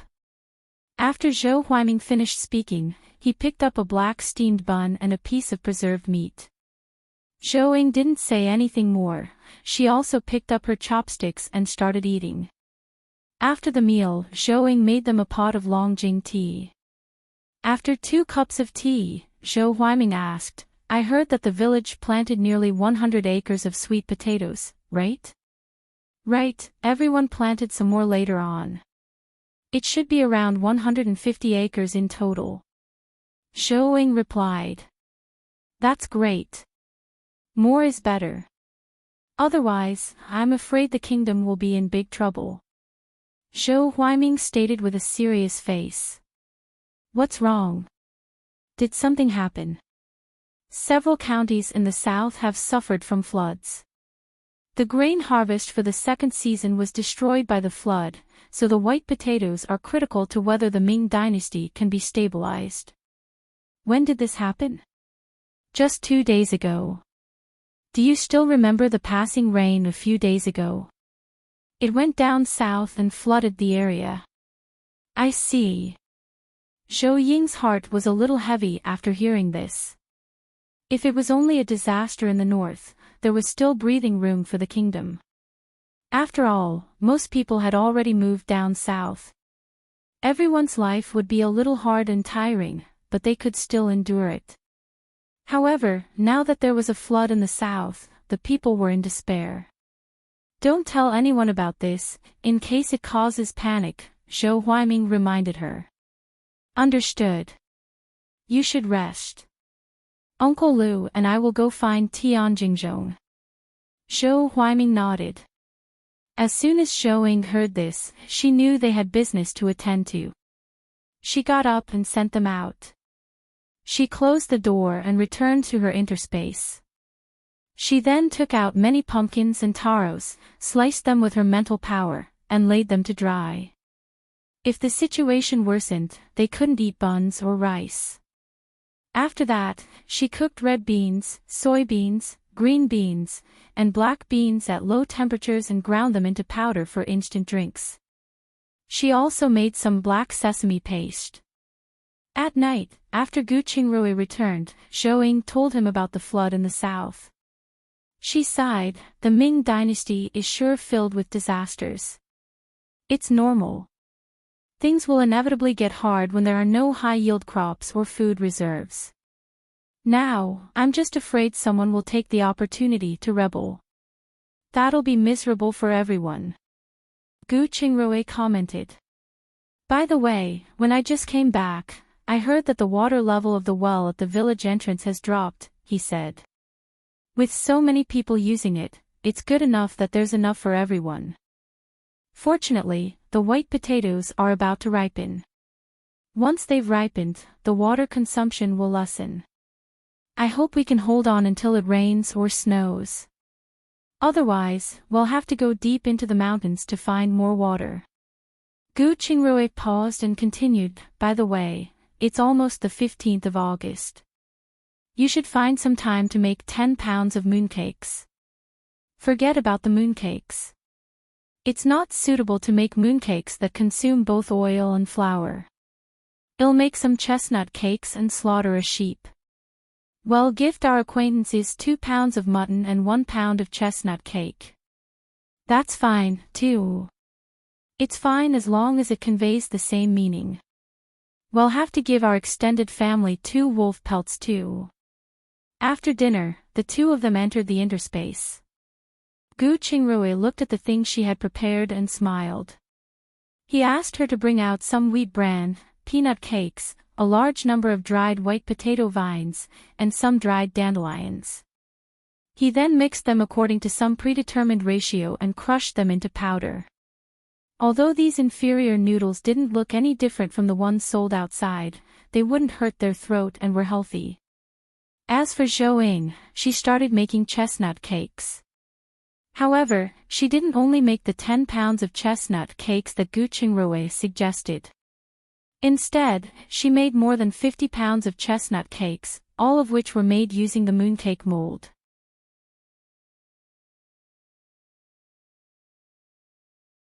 Chapter 292 A Treat, 1. After she was done, she ate one. She then started to busy herself with other things, especially the various dried fruits in the mountains. The fruits were nearly half-ripe, so she had to pick them up and store them in the warehouse quickly.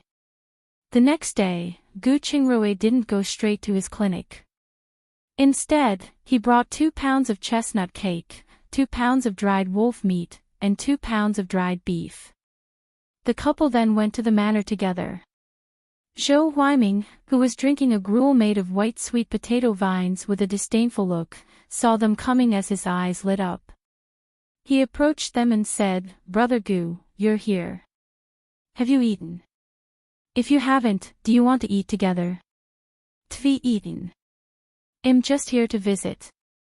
Please hurry and eat your breakfast," Gu Qingrui replied. However, Zhou Huaiming didn't go back. Instead, he stared at the paper bag in his hand. Gu Qingrui smiled and handed it to him. "This gift for you and Uncle Lu is for the 15th day of the 8th lunar month. It's a little shabby, so please don't mind it." "How could that be? It's good enough to have meat to eat this year." Zhou Huaiming smiled as he took it and placed it on the table. After that, he found the beef jerky and took a bite. "It's easy if you want meat. There are plenty of cattle and sheep in this village.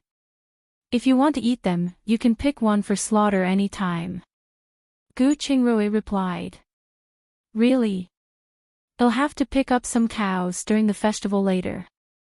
As for the price, I'll pay 20 taels of silver per cow." "Oh right, there are also sheep.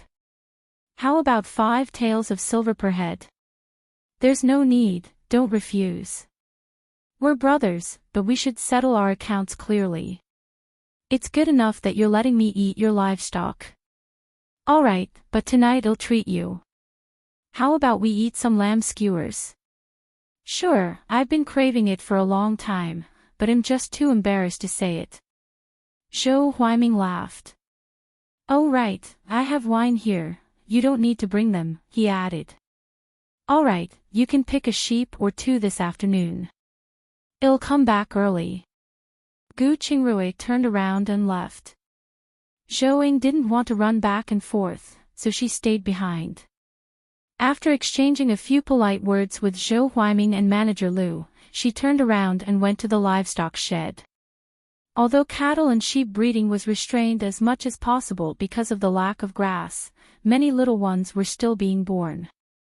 Lastly, she went to the grassland to look at the white sweet potatoes. She found Uncle Nian, who was harvesting the white sweet potato vines, and asked, "Uncle Nian, do you think these white sweet potato vines can guarantee the cattle's and sheep's survival until next spring?" "It's hard to say. The problem is that we need wheat bran as the core ingredient. Otherwise, I'm afraid these aren't enough for them to eat." "How much wheat bran and soybeans do we have in the warehouse?" "They should be able to last until the end of the year." "You're sure good at being frugal." "I had no choice. I saw something wasn't right, so I reduced the feed amount in early summer." "All right, I'll try my best to get more white potato vines from the village. Also, try not to let them breed, or else we really can't afford to raise them." "I understand. It's not the time for a last resort, so I wouldn't let them breed." "Oh, where's the water source? Is there enough water here?" "The well at the foot of the mountain is enough," Uncle Nian said. "I heard that the water level of the well in the village has started to drop." At this point, the old man looked up at the huge sun and continued with a pained expression, "If this continues, I don't know if the cattle and sheep can be raised. If there's a chance, please sell some out." "All right, I'll remember this." Zhou nodded and told him about the lamb slaughter in the afternoon. However, she didn't say 2, but 5. The festival was coming soon, so she had to give some welfare to the other people living in the manor. After the sheep were slaughtered in the afternoon, Gu Qingrui returned with the restaurant's oven and iron skewers. After that, Zhou directed everyone to start skewering the meat. She cleaned up the mutton giblets from the 2 lambs and made a big pot of mutton soup. She also added some vermicelli, tofu skin, and dried radish.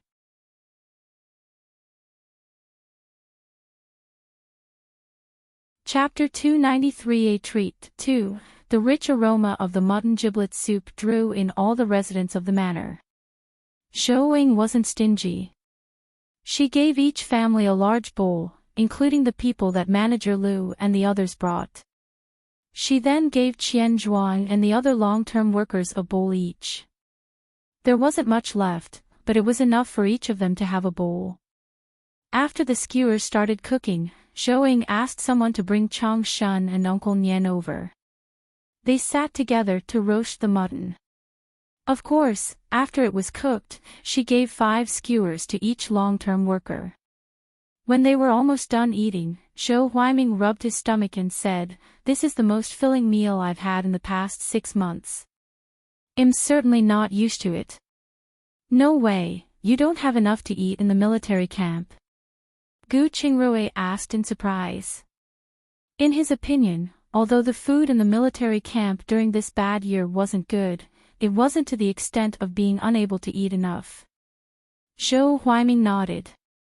"It's always half full, just enough to make sure I can lift my sword."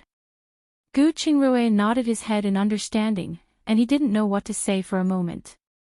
Zhou quickly thought of the cattle and sheep the village could not afford to raise and asked, "Does the military camp accept cattle and sheep?" Zhou Huaiming's eyes lit up. "Of course, it'll take as much as you have. But are you sure you want to sell it? It isn't worth the round trip if it's just a small amount." "I'm selling them. I'm afraid my restaurant won't be able to open for a while. The problem is that if they continue to reproduce, I won't be able to afford to raise them." "How much can you sell it for now?"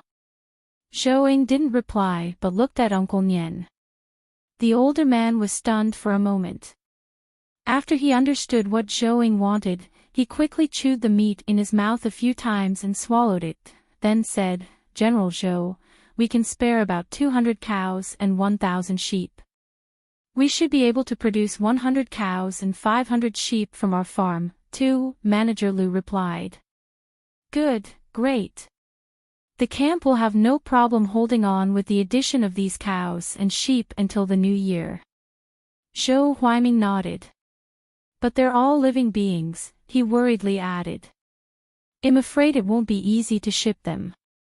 It's the same as human traffickers transporting people. Other than when they need to eat, well, just drug them all the time. Gu Qingrui replied. Heartwarming shook his head. There are too many refugees now. The road isn't safe. After thinking for a moment, he said, how about this? Give me 3 days. 3 days later, you'll hand over the cattle and sheep, and we'll pass you the money.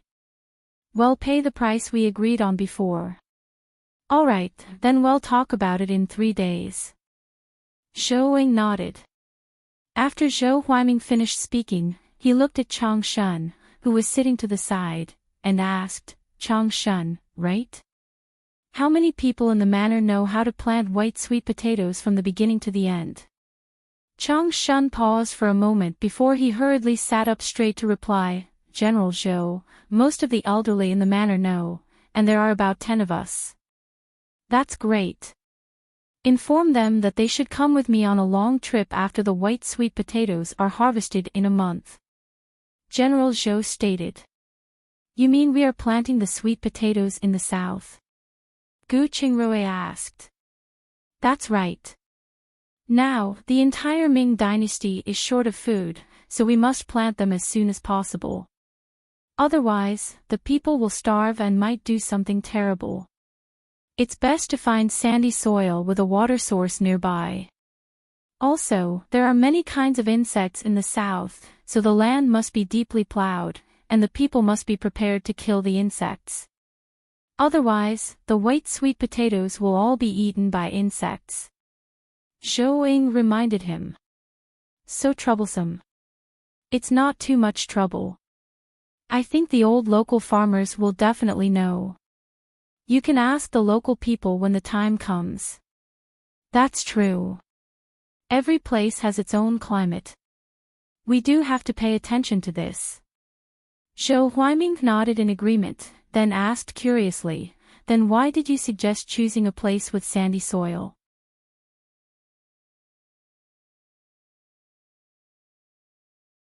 Chapter 294 Harvesting White Potatoes. White potatoes grow underground, and sandy soil means loose ground. The ventilation is good, so it's easy for water to circulate. There is also a large temperature difference in sandy soil, so many pests would not survive. Zhou replied. I really didn't know you were this knowledgeable at farming. I've heard about it from the old farmers.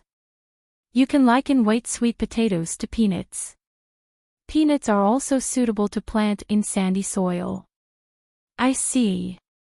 Heartwarming nodded thoughtfully. After chatting for a while, Zhou and her husband went home. Because the second courtyard was full of men, Zhou was really uncomfortable living there alone. At night, Gu Qingrui butchered a sheep in the interspace. After splitting it up, he sent out the gifts to each family the following day.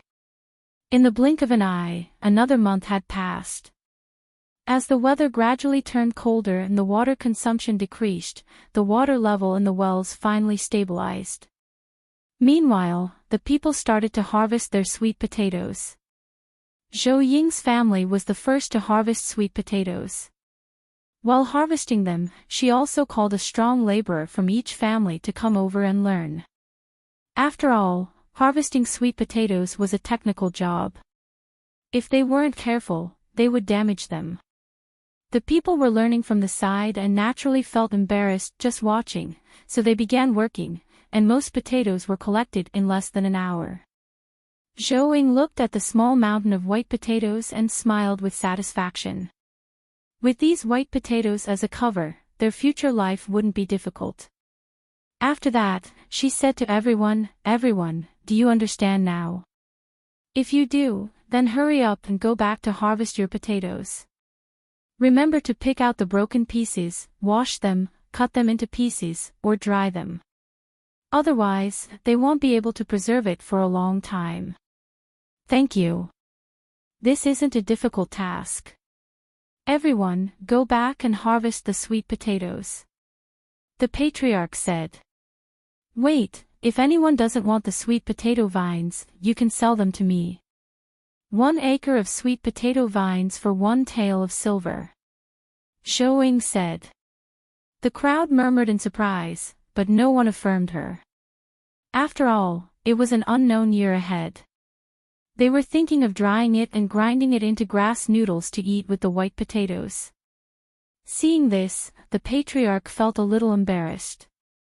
He quickly opened his mouth and said, All right, go and do your work. Remember, if you don't want the white potato vines at home, you can sell them to Zhou. After the crowd left, second Uncle Gu, who stayed behind, walked to Zhou and said, Zhou, are you crazy? You don't need that much food. Why are you still buying the white potato vines at such a high price? There's no other way. There's still a herd of cattle and sheep waiting to be eaten in the village. However, from the looks of it, even at such a high price, I'm afraid we won't be able to buy a lot. Second Uncle Gu was stunned for a moment. He knew that he had misunderstood her and was a little embarrassed. When he thought about everyone's reaction, he didn't know what to say. He hesitated momentarily and said, We have a total of 15 acres of sweet potatoes.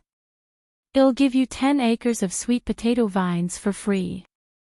Zhou looked at him in surprise and said, Thank you, second uncle, but you should go back and discuss it. Second Uncle Gu was just about to say that he could make the decision, but when he thought of Mrs. Liu and his wife's character, he swallowed the words that were on the tip of his tongue. But when he thought of the help the couple had given the old mansion, he finally patted his chest and said, Don't worry, leave this matter to me. All right, thank you. But don't make things difficult for yourself. It's fine if you don't have any. We're family, no need to be so polite. Second Uncle Gu turned around and left after he finished speaking. As soon as he left, an ordinary carriage stopped at the door. Zhou was surprised and walked over. Before she could speak, she saw Heartwarming walking in with half a sheep's worth of meat. Manager Liu then turned around and walked to the front of the carriage. After that, he respectfully drew the curtain and waited in place.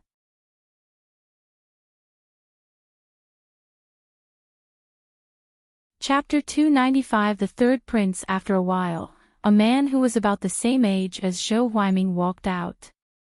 The man was dressed in a black brocade robe with silver trimmings. He looked exceptionally tall and steady despite his young age. Unfortunately, his handsome face, which seemed to have been cut by a knife, looked particularly cold. It gave people the feeling of an iceberg, making them not want to get close to him.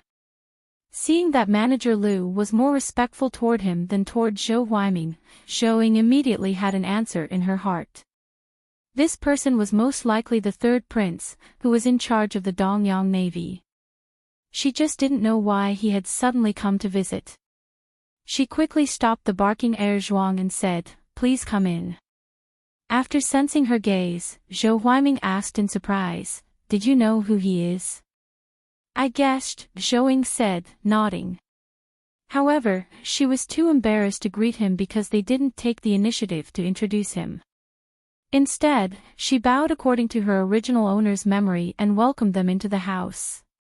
After they sat down, Heartwarming asked curiously, Sister, can you guess who he is? The third prince frowned and glanced at him, but he still looked at Zhou curiously. To be honest, he really didn't expect that Zhou, who had lived in Beijing with him for many years, wouldn't recognize him. This commoner greets the third prince. Zhou stepped forward and bowed. Rise, sorry for the intrusion today. The third prince said. Thank you. Please wait a moment, I will go and make tea. After Zhou finished speaking, she turned around to leave. Heartwarming stopped her. Wait a minute. You can bring the mutton over as well. We'll have a hot pot for lunch. Please prepare a table for 8 people. Zhou took the lamb thoughtfully and said, "All right, please wait a moment." After that, she took the mutton to the kitchen and made them a pot of long jing tea. She brought in 9 teacups and poured them 1 cup each. "Help yourselves. I'll go to the kitchen to prepare the food." Not long after she left, Gu Qingrui returned with a carriage. At the same time, he brought along County Magistrate's son, Tian Jingzhong, the village chief, and the patriarch. Gu Qingrui was carrying a copper pot. After sending them into the house, he handed the copper pot to Zhou and said, "Babe, I'm afraid you won't be able to make it to the table today. Save some food for yourself." Zhou nodded and asked, "Did that person come over because of the white potato?" "I'm 80% sure. I'm afraid we'll have to collect a portion of the sweet potatoes from the village and transport them to the south." "I see. There's boiling water in the pot. You can entertain them by yourself." After Zhou finished speaking, she prepared the hot pot in the kitchen. It was far too difficult to cut the meat with a knife, so Zhou took it into her interspace and froze it. Then, she cut it with an automatic knife cutter, but she tried to make it as thick as possible. The base of the hot pot was a spicy and sour soup. The side dishes were mainly the vegetables that existed in the village, such as white radish, cabbage, bok choy, lettuce, pumpkin, and sweet potato. Finally, she took some extra tofu, vermicelli, agarwood, and taro. After they were ready, she started the fire. Gu Qingrui walked over and asked, "Do you need any help? Are they done with talking?" Zhou raised her head and asked. "Yup." Gu Qingrui nodded and continued, "According to the number of people in the village, every strong laborer will keep 500 pounds of sweet potatoes, and each child will have 300 pounds, and the rest will be transported to the south." County Magistrate Kong didn't say anything, but there are many victims elsewhere. The third prince said a batch of rice would be shipped here soon. They will be ground into powder together with sweet potato vines and various dried vegetables.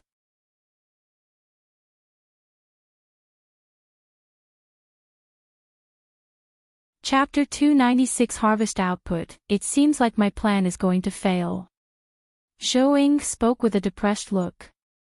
"What's the plan?" "The white potato vines. I was thinking of bringing some to the manor to feed the cattle and sheep. I just let the news out this morning." Gu Qingrui pondered for a moment and said, "Aren't the white sweet potatoes in the space mature? Let's go to the manor together to help harvest the sweet potatoes. It'll cover for you to take some out from the interspace." "That's fine too. By the way, you can serve the dishes first. You can start eating once the fire is lit." "All right," he said. After Gu Qingrui finished speaking, he walked out and served the dishes on the table. After Gu Qingrui brought the dishes back, the patriarch and Manager Lu came over to help him with the dishes. Manager Lu looked at the white sweet potatoes on the table and asked in surprise, "Miss Zhou, you can even boil these sweet potatoes?" "Yes, but try to eat them last. It fills your stomach quickly." "I see. It'll have a taste of white sweet potato as well." "What? You've been guarding such a large sweet potato field and haven't eaten any of it?" "I can't bear to. I've only eaten the sweet potato vines." After Manager Lu finished speaking, he began to help serve the dishes. By the time they were almost done, the charcoal was already burning. After it was packed, Gu Qingrui carried it in. In the end, Zhou gave them a jar of sorghum wine weighing about 5 pounds and then returned to the kitchen to use the remaining soup to make a sour lamb soup. They all had a full meal. After the meal, the group began collecting the white sweet potatoes in the village. Of course, they didn't take them for free. The third prince's price was 10 coppers per pound, which was quite a high price. Therefore, most of the villagers were willing to give up their harvest. After all, they could start planting again next spring. Of course, Zhou Ying's house was the first stop. After leaving 1,000 pounds of white potatoes, the remaining 6,000 pounds were taken away. After they left, Zhou Ying simply flattened the land and planted brown mustard, bok choy, and spinach. She stored half of the sweet potatoes in the cellar and planned to peel the other half with a paring knife, cut it into small pieces, and turn it into sweet potato rice to eat while the sun was still up. Rue, how many pounds of sweet potatoes yielded in 1 acre of land throughout the village? Zhou Ying inquired after dinner. I'm not too sure. But overall, it should be around 6,000 pounds of white sweet potatoes per acre. The post-planted ones are slightly worse but still good overall. That's good. At least we can ensure that every family has food to eat. Zhou Ying said. The couple began helping harvest the white potatoes at the manor over the next 3 days. Of course, they would also bring out some white potato vines from her interspace from time to time. However, because of Uncle Nian, she didn't dare take out too much.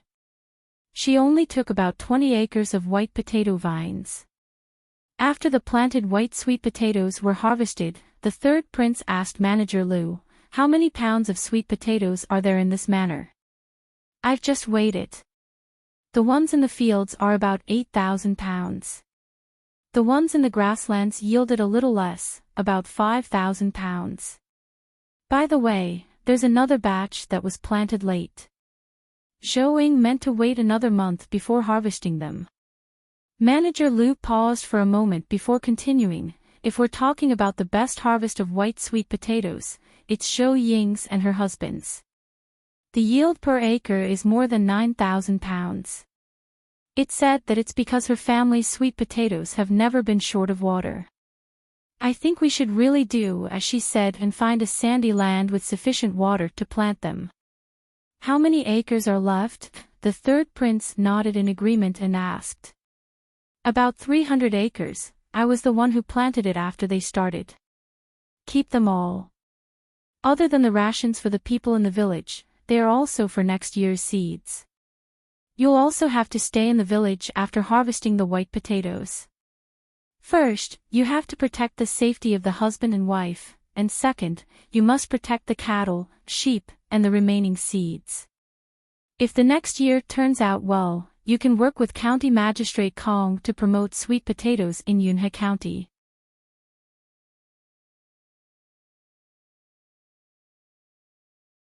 Chapter 297 A Reminder Understood. Manager Lu affirmed. On the other side, Chang Shun found Zhou Ying and asked, "Mistress, I see that the ground is quite wet. Should we plant some winter wheat? Are there any more seeds in the manor?" Zhou Ying asked. "I've left some, but not much, only about 10 acres worth. They're the seeds from the year before last, and they didn't grow well.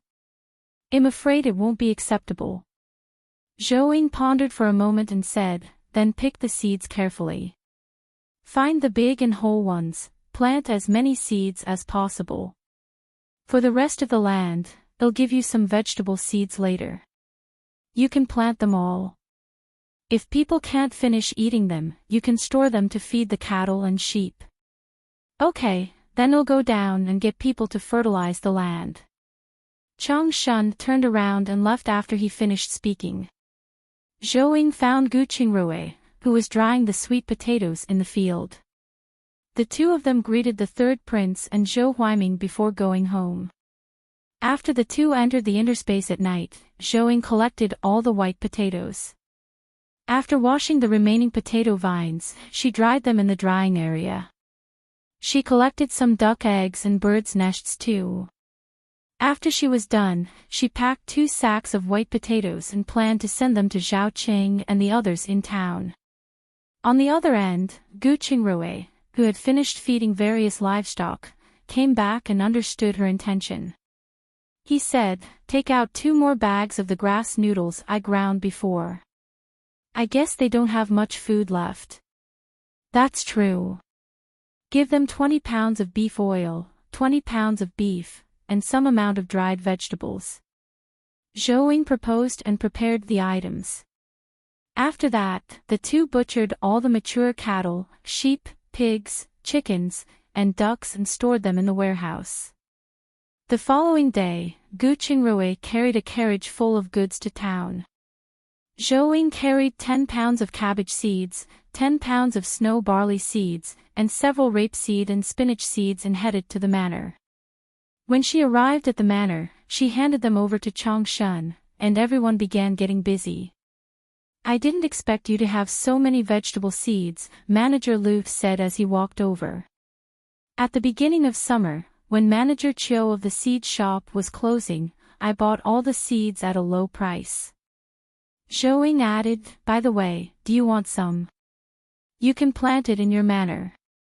Although it's a little late in the season, planting these vegetables is still doable." Manager Lu recalled that she had gone to the seed store many times to buy all kinds of vegetable seeds, so he believed her and said, "Sure, give me as much as you can." "Okay, it'll come again in the afternoon." Zhou turned around to leave. Manager Lu quickly stopped her. "Wait a minute. I'm looking for you as I need your help. Please speak. I want to buy 2 cattle from you and ask you to make some marinated beef, beef jerky, and other easy-to-bring cooked food for the third prince and the others to eat on the way." "Oh, they're leaving so quickly." "Yes, they're leaving the day after tomorrow. They have to rush to the south. By the way, inform the old farmers who know how to plant sweet potatoes to prepare to leave with the third prince. It'll be about 2 months before they return, so tell them to prepare." As soon as Zhou heard this, she knew he wasn't here to inform the old farmers but to inform her. After all, the manor was busy planting seeds. If a dozen or so old farmers were to leave at once, it would definitely affect the work of the manor. "Okay, it'll come over tomorrow morning." She nodded. After Zhou exchanged a few words with him, she found Changshan and let him inform the old farmers. After that, she solemnly instructed, to prevent the potatoes from not acclimatizing to their new place, remember to ask the farmers to bring some soil with them when they leave. It can save the potatoes if there's any trouble.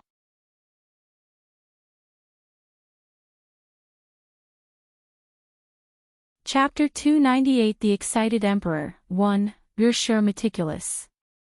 I'll remember this, and I'll personally prepare it for them. Changshan nodded. Also, tell them to pack their clothes well. Although it's hot in the south, it's cold here. They should wear cotton-padded clothes on the way back. That's true. Is there anything else? I can't think of anything more at the moment. I guess I'll ask Qingrui to make some medicine for them later. After Zhou finished speaking, she found Uncle Nian and asked him to butcher 2 cows for tomorrow. She went home after that. At night, Zhou told Gu Qingrui about the third prince's departure the day after tomorrow. When the time comes, the old farmers in the manor will also follow. Just in case, you should prepare some medicine for them. I don't know if there's a flood in the place they're heading to. I'll go and ask Brother Zhou myself later. You're right. I'll leave this to you then. Oh, right, when I was returning, I heard that more refugees were coming over. I don't know where they came from, so try not to go out alone in the future. More refugees. It seems that the coming days will not be easy. Indeed. I hope that the food that the third prince mentioned will come soon. Otherwise, our villages that have water will be in trouble. The following day, the two of them went to the manor. Zhou directly asked 2 women to help. One of the cattle was made into braised beef, and the other was made into beef jerky. In the afternoon, she turned the cattle's blood into blood tofu and distributed it to the people in the manor. As for the beef offal, Zhou mixed it with the beef tendons and made it into a beef offal soup, and it came out thick. It was the kind that could be mixed with water and served with vegetables. About 5,000 well-trained soldiers with knives, bows, and arrows rushed over in the middle of the afternoon. They also brought a long line of grain carriages. As soon as the carriages arrived, the group began to load the dried white sweet potatoes and wheat straw. They were busy until after midnight. Gu Qingrui also learned from Zhou Huaiming that there was no flood at the place they were going. They were the only two prefectures in the Ming dynasty that weren't affected by any natural disasters. Therefore, he gave the old farmers some medicine to treat rheumatism. In the end, he brought some chili to the third prince and the others. Early the next morning, County Magistrate Kong and the others rushed to send off the third prince. Before they left, the third prince instructed everyone to promote the white sweet potatoes as soon as possible, then got into the carriage. Zhou Ying handed over the manor to Chang Shun and manager Lu as soon as the third prince left, while she stayed home like a cat. 5 days later.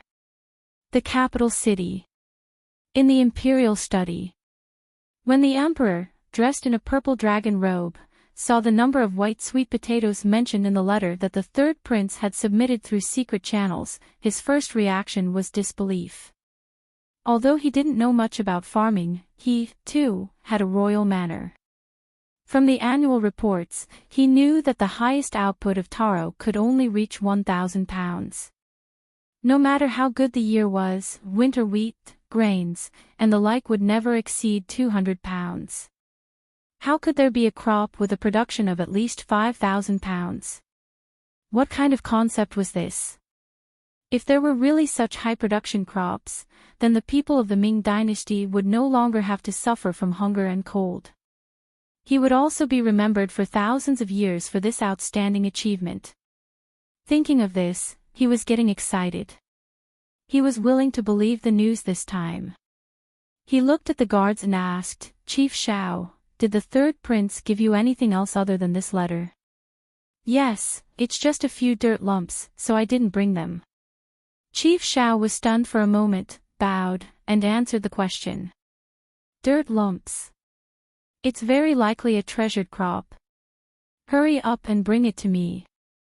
The emperor immediately stood up and shouted in excitement.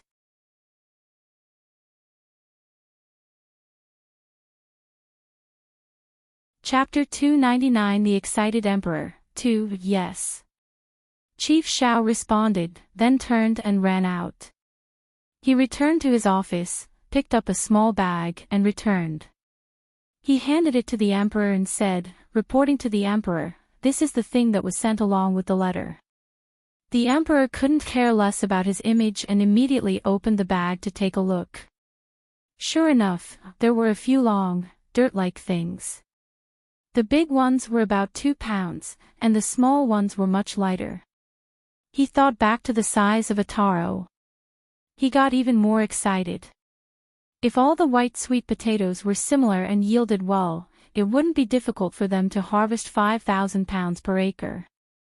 He took out a small piece and looked at it. He remembered that the letter mentioned that this thing was eaten similarly to taro.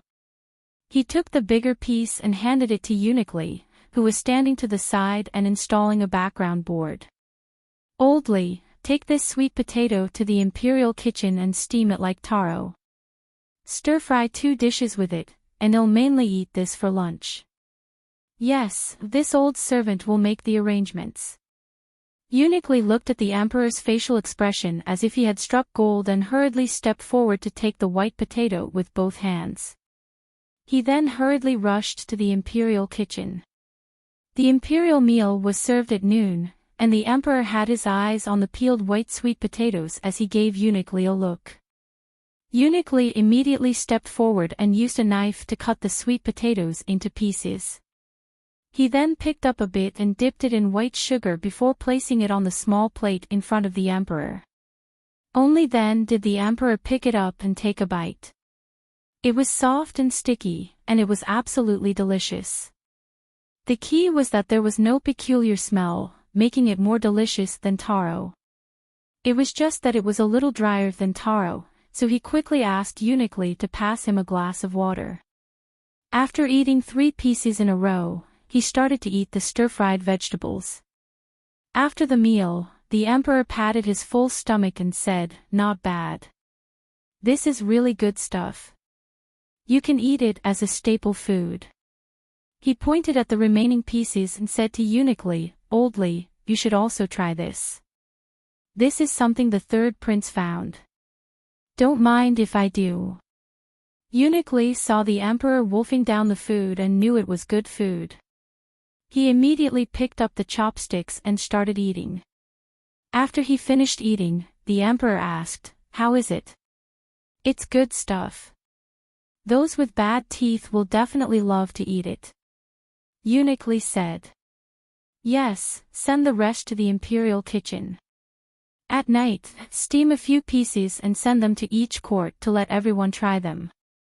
This may be one of the staple foods of our Ming dynasty in the future.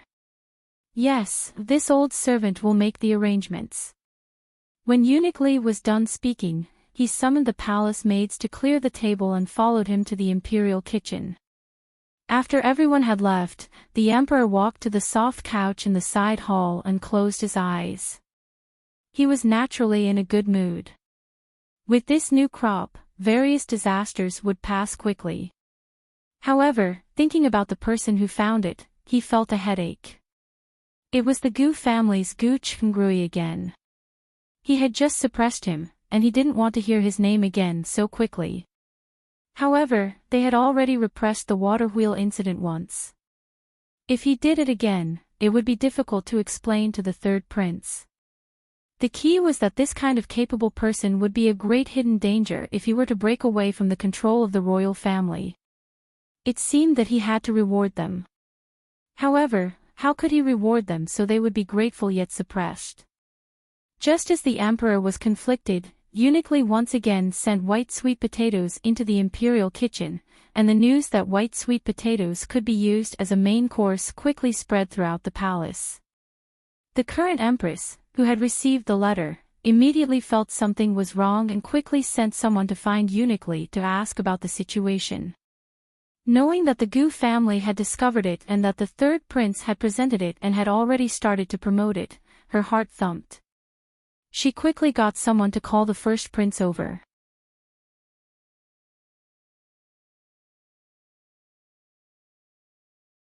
Chapter 300 Reactions of Various Parties. Mother, what happened? Why are you in such a hurry to summon me into the palace? As he rushed over, the first prince inquired. Naturally, something big happened. After the empress finished speaking, she waved her hand to dismiss the palace servants. She had him sit beside her and told him about the white potatoes.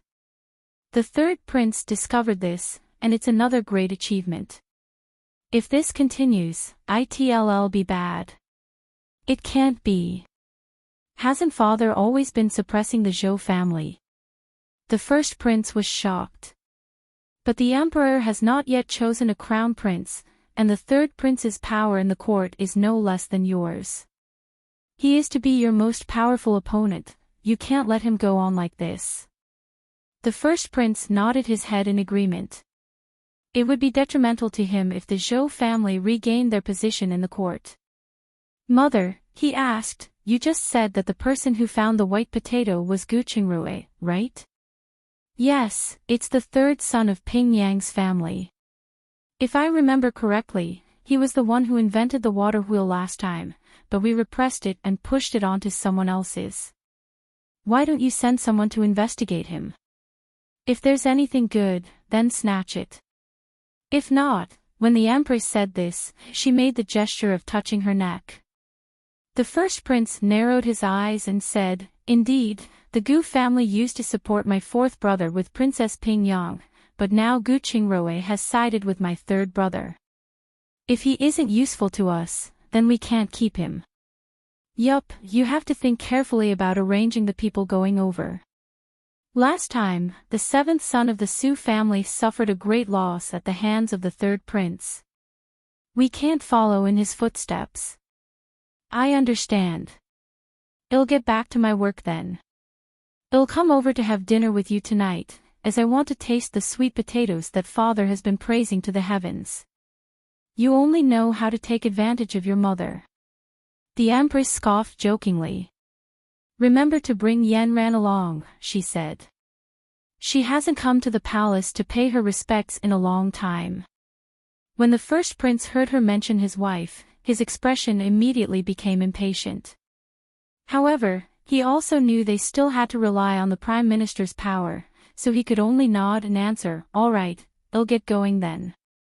On the other side, the fourth prince had also received the news. He immediately summoned the seventh son of the Su family into the palace and ordered him to take advantage of the drought to send some people to Yunhe County to monitor Gu Qingrui. The emperor's mother was the only person happy in the palace because she was the third prince's only backer. In Shanghe village, the weather was good today. In the morning, Zhou cut sweet potatoes in the courtyard to dry them. Suddenly, she heard a scream from next door, which almost made her cut her hand. At the thought of Qianyang, who was about to give birth, she put down her knife and ran over. She saw Dehua trembling in the yard and quickly went into the house to take a look. She noticed Qianyang on the ground, biting her lower lip and sweating profusely. She quickly walked over and helped her stand by the bed. "Qianyang, are you about to give birth?" "I think so." Qianyang nodded her head with difficulty. "Lean against the bed first, I'll call for help." Zhou turned around and walked out.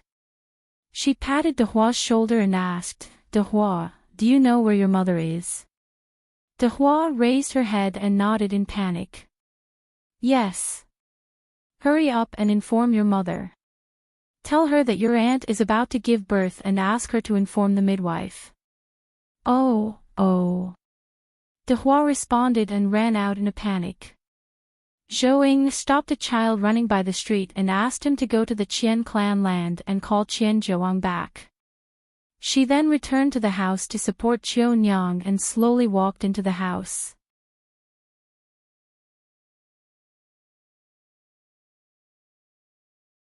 Chapter 301. A chubby boy. In less than 15 minutes, Sister Tian rushed in and asked, "How is she? When did it start to hurt?" "I'm not sure, but it seems like she's been in pain for quite a while." Zhou shook her head. "About 2 hours. At first, it was just a burst of pain, but the real pain started about 15 minutes ago." Qianyang replied, panting heavily. "That's good. It appears that we will have some more time." Elder Sister Tian heaved a sigh of relief, then said to Zhou, "Sister, please take care of her for a while. I must clean up the delivery room and boil some water quickly." "All right. By the way, the midwife." Xing Wang went to get her. He ran fast. After Elder Sister Tian finished speaking, she turned around and left. After a while, Tianzhuang came over with a white-haired woman. Zhou briefly explained the situation and turned to go home.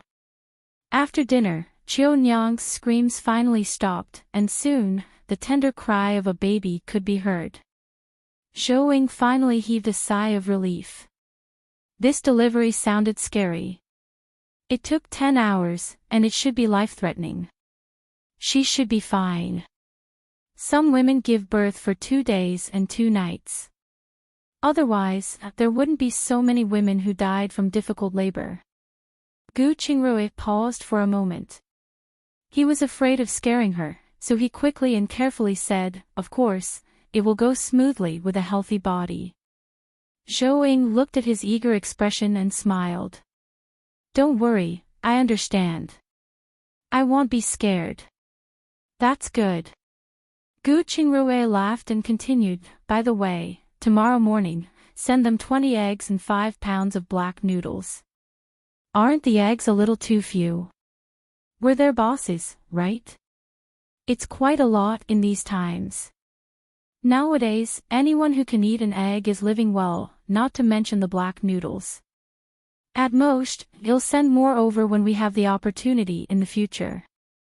Otherwise, it'll be hard to explain with just 3 chickens in our backyard." "I'll do as you say, then. I'll also give them a small jar of red sugar fermented rice." "That's okay." The following day, after Gu Qingrui left, Zhou carried a basket and a small bag to their neighbor. Seeing that Tian Zhuang was slaughtering chickens in the courtyard, she walked over and asked, "Brother Tian, are you preparing to make chicken soup?" "Yes, it's for Qiu Nyang's nourishment." Tian Zhuang stood up and answered. "That's great. Anything for the mother and child, right? There was nothing good I could give this year.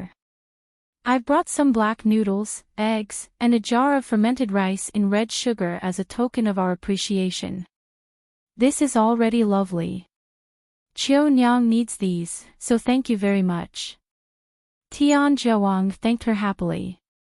He took the goods and said, "Let's go in and see the child. In 2 days. The child is too young now, I shouldn't risk the baby catching a cold. Oh right, try not to let Qiu Nyang eat the sweet potatoes as much as possible, that will make her stomach bloated." Zhou asked curiously, "Did she give birth to a boy or a girl?" "It's a chubby boy," Tian Zhuang grinned. "Congratulations, Brother Tian. Alright, I'll leave you to your work as I have to go back to sun-dry the white potatoes." After Zhou finished speaking, she turned around and went home to get busy. When it was almost noon, they suddenly heard the sound of hurried footsteps, followed by Zhuang's barking. She saw Qian Shishan rushing in with a refugee carrying a 3 or 4-year-old boy. Behind them was a woman crying. Zhou was stunned for a moment. She quickly got up and asked while stopping Zhuang, "13th uncle, you're tuning into the LoveLore Library YouTube channel. We're so grateful for your support and don't forget to subscribe to join us on this incredible journey through captivating stories. Your generosity through donations truly makes a world of difference, as it's the primary source of revenue that allows me to expand and enhance this channel for you. Thank you from the bottom of my heart for being a part of this adventure."